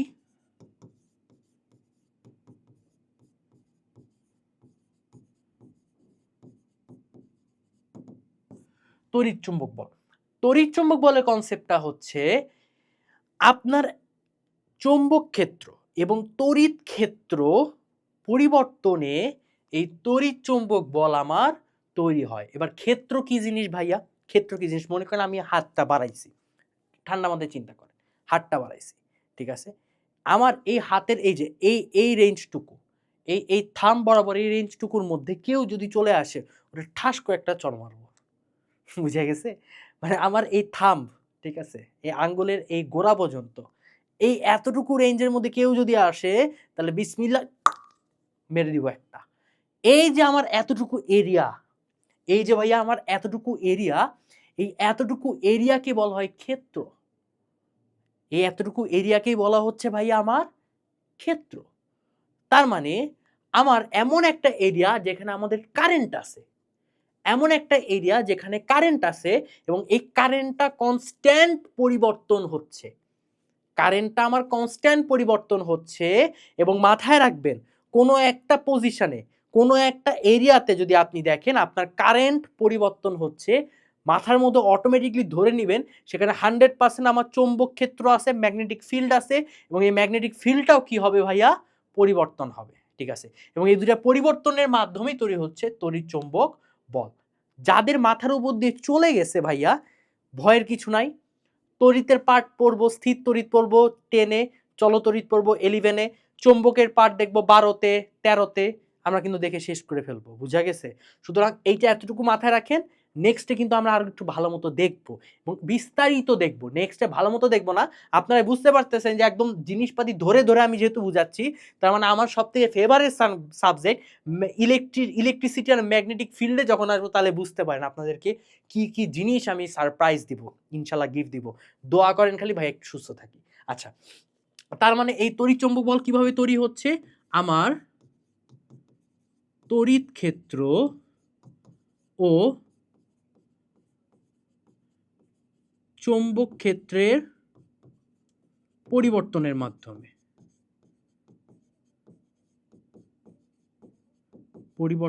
মাধ্যমে, আমার এই তড়িৎ চৌম্বক বল তৈরি হচ্ছে। ঠিক আছে, এখন এই পরিবর্তনের মাধ্যমে এটা পরিবর্তন হতেও পারে, নাও হতে পারে, এটা পরবর্তীতে আমরা আলোচনা করবো, জাস্ট এতটুকু মাথায় রাখলেই হয়েছে।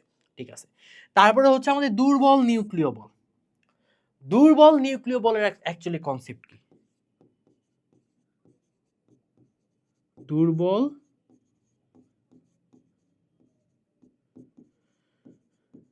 নিউক্লিয় বল। আচ্ছা, দুর্বল নিউক্লিয় বল অনেকে বলে যে আমাদের নিউক্লিয়াস, অনেকে এইটা বলে যে নিউক্লিয়াস ও ইলেকট্রন যেই বন্ধনে বা যে যে শক্তি বা যে বল দ্বারা একে অপরের সাথে যুক্ত থাকে তাকে বলা হয় দুর্বল নিউক্লিয় বল। ঠিক আছে, এটাকে বলা হয় দুর্বল নিউক্লিয় বল। অনেকে বলে যে আমার নিউক্লিয়াস, একটা পরমাণু, মনে করেন আপনারা তো কেমিস্ট্রিতে আশিক ভাই দেখবেন পড়াচ্ছে, এটা মনে করেন আমার নিউক্লিয়াস, এই নিউক্লিয়াসে থাকে আমাদের নিউট্রন আর প্রোটন, এর চারপাশ দিয়ে আমাদের একটা কক্ষপথ থাকে, এই কক্ষপথ বরাবর আমার ইলেকট্রন ঘুরতে থাকে, এবং আমার যেই স্থানে প্রোটন আর নিউট্রন একত্রে যুক্ত থাকে সেটাকে বলা হবে আমাদের নিউক্লিয়াস, সেটাকে বলা হচ্ছে আমাদের নিউক্লিয়াস। এই নিউক্লিয়াস আর ইলেকট্রন যে কক্ষপথ দিয়ে ঘুরতেছে, ও কক্ষপথ দিয়ে ঘোরার জন্য এক প্রকার তার শক্তি বা বলের দরকার হয়। এরকম বৃত্তাকার কক্ষপথ দিয়ে বা যে উপবৃত্তাকার কক্ষপথ যেটাই বলেন না কেন, এরকম কক্ষপথ দিয়ে ঘোরার জন্য, চারপাশে ঘোরার জন্য তার এক প্রকার বলের দরকার হয়। এই বলের যোগান দেয় আমার দুর্বল নিউক্লিয় বল, অনেকে বলে, তাই দেখাই দিলাম। এবং দুর্বল নিউক্লিয় বল কিন্তু আমাদের একটা দুর্বল বল এবং খুব কাছাকাছি। দেখেন আপনার নিউক্লিয়াস আর ইলেকট্রন কিন্তু একদম মানে দূরবীন দিয়েও দেখতে, মানে মাইক্রোস্কোপ দিয়েও দেখা লাগবে, এতটুকু, বুঝতে পারছেন দূরত্ব এতটুকু, তার মানে তারা খুব কাছাকাছি এই বলটা কাজ করবে। সবল নিউক্লিয় বল। আচ্ছা, আমরা যে একটু আগে বললাম ভাইয়া নিউক্লিয়াসের মধ্যে আমার প্রোটনও আছে, নিউট্রনও আছে। এই প্রোটন আর নিউট্রন যে একটা আবদ্ধ জায়গায় রয়েছে, এই আবদ্ধ জায়গায় রাখার জন্য যে শক্তিটা কাজ করতেছে সেটাই হচ্ছে আমাদের সবল নিউক্লিয় বল। অর্থাৎ প্রোটন নিউট্রন আবদ্ধ করে রাখার জন্য যে বল কাজ করতেছে, এই নিউক্লিয়াসের মধ্যে প্রোটন আর নিউট্রনকে আবদ্ধ অবস্থায় আছে, এই আবদ্ধ অবস্থায় করে রাখার জন্য আমার যে বল কাজ করতেছে সেটাই হচ্ছে আমাদের সবল নিউক্লিয় বল। সেম এস দুর্বল নিউক্লিয় বল যেমন খুব কাছাকাছি অবস্থান করে বা কাছাকাছি কার্যকর থাকে, সবল নিউক্লিয় বল দেখেন কত কাছাকাছি না, তার মানে এটাও আমার কাছাকাছি থাকবে। এবং মাথায় রাখবেন সবল নিউক্লিয় বল হচ্ছে খুবই শক্তিশালী বল, খুবই শক্তিশালী বল। এবং এইভাবে বলা হয়ে থাকে যে এই চারটা বলের মধ্যে সব থেকে শক্তিশালী বল হচ্ছে আমাদের সবল নিউক্লিয় বল। বুঝা গেছে? তার মানে এতটুকু যদি পড়েন সুন্দর মতো তাহলে দেখবেন আপনি অনেক কিছুই টুকটাক মানে ইনডেপথ আপনাকে অনেক কিছু দেওয়া হয়েছে। তারপরে দুর্বল নিউক্লিয় বল মানে কি, দুর্বল নিউক্লিয় বল আমি এটা বলতেছি যে এগুলো কিন্তু আপনাদের নাই, এটা হচ্ছে আপনাদের এইচএসসিতে গিয়ে পাবেন। অনেকে দেখবেন যে এইচএসসিতে গিয়ে এই দুর্বল নিউক্লিয় বল পড়তে গিয়ে অনেকের মাথা ঘুরে যাচ্ছে, বুঝে গেছে, ঘুরে যাচ্ছে। সো এখানেও এইচএসসিতেও খুব বেশি নাই। যেমন দুর্বল নিউক্লিয় বল হচ্ছে, এটা হচ্ছে বিটা, এটা মেনলি বিটা ক্ষয় করে, ঠিক আছে। দুর্বল নিউক্লিয় বল মেনলি বিটা ক্ষয় করে, আরো অনেক ক্ষয়টয় আছে। সো বিটা ডিকে বলা হয় আর কি এটাকে। সো এত কিছু দেখালাম না, এগুলো তো আপনাদের নাই, আমাদের জানাতে হবে, জাস্ট বললাম আর কি। ওকে, সো দেখেন আমরা যে ক্লাস শুরুর আগে একটা আজকে কন্টেন্ট লিস্ট দিছিলাম না যে আমরা কি কি ক্লাস করতে চাচ্ছি আজকে, দেখেন তো আমাদের মিলে নাকি, বা আমরা শেষ করতেছি নাকি। দেখেন তো, জড়তা পড়ছি, জড়তা পড়া শেষ। নিউটনের 3টা সূত্র পড়ছি, পড়া শেষ, ঠিক আছে। বল পড়ছি, হ্যাঁ ভাইয়া বল তো দেখা শেষ। বলের প্রকারভেদ দেখছি, 4টা মৌলিক বল, 4টি মৌলিক বল দেখা শেষ। খালি আমার নিউটনের সূত্র যে 2টা সূত্র, প্রথম সূত্র দ্বিতীয় সূত্র এবং তার যে প্রকারভেদ, যেহেতু আমরা দ্বিতীয় সূত্রটা দেখছি, আমরা কিন্তু জাস্ট দ্বিতীয় সূত্রটা দেখছি যে F = m এ কিভাবে কাজ করতেছে ওটা দেখছি, বাট বাদ বাকি সূত্রগুলো দেখি নাই। সো এই জিনিসটা আমরা ইনশাল্লাহ নেক্সট ক্লাসে এই টপিকটা দিয়ে ইনশাল্লাহ আমি স্টার্ট করব। তারপরে আস্তে আস্তে এই পার্টগুলো মানে সামনের দিকে আগাবো।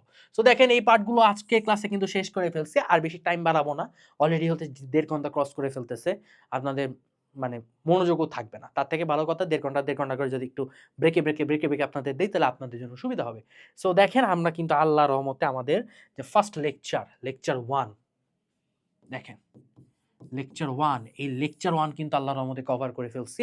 ইনশাআল্লাহ নেক্সট লেকচার আমরা লেকচার 2 এবং ওই নিউটনের বলের পার্ট থেকে আমরা আস্তে আস্তে স্টার্ট করব এবং যতটুকু পসিবল হয় ততটুকু আগাবো।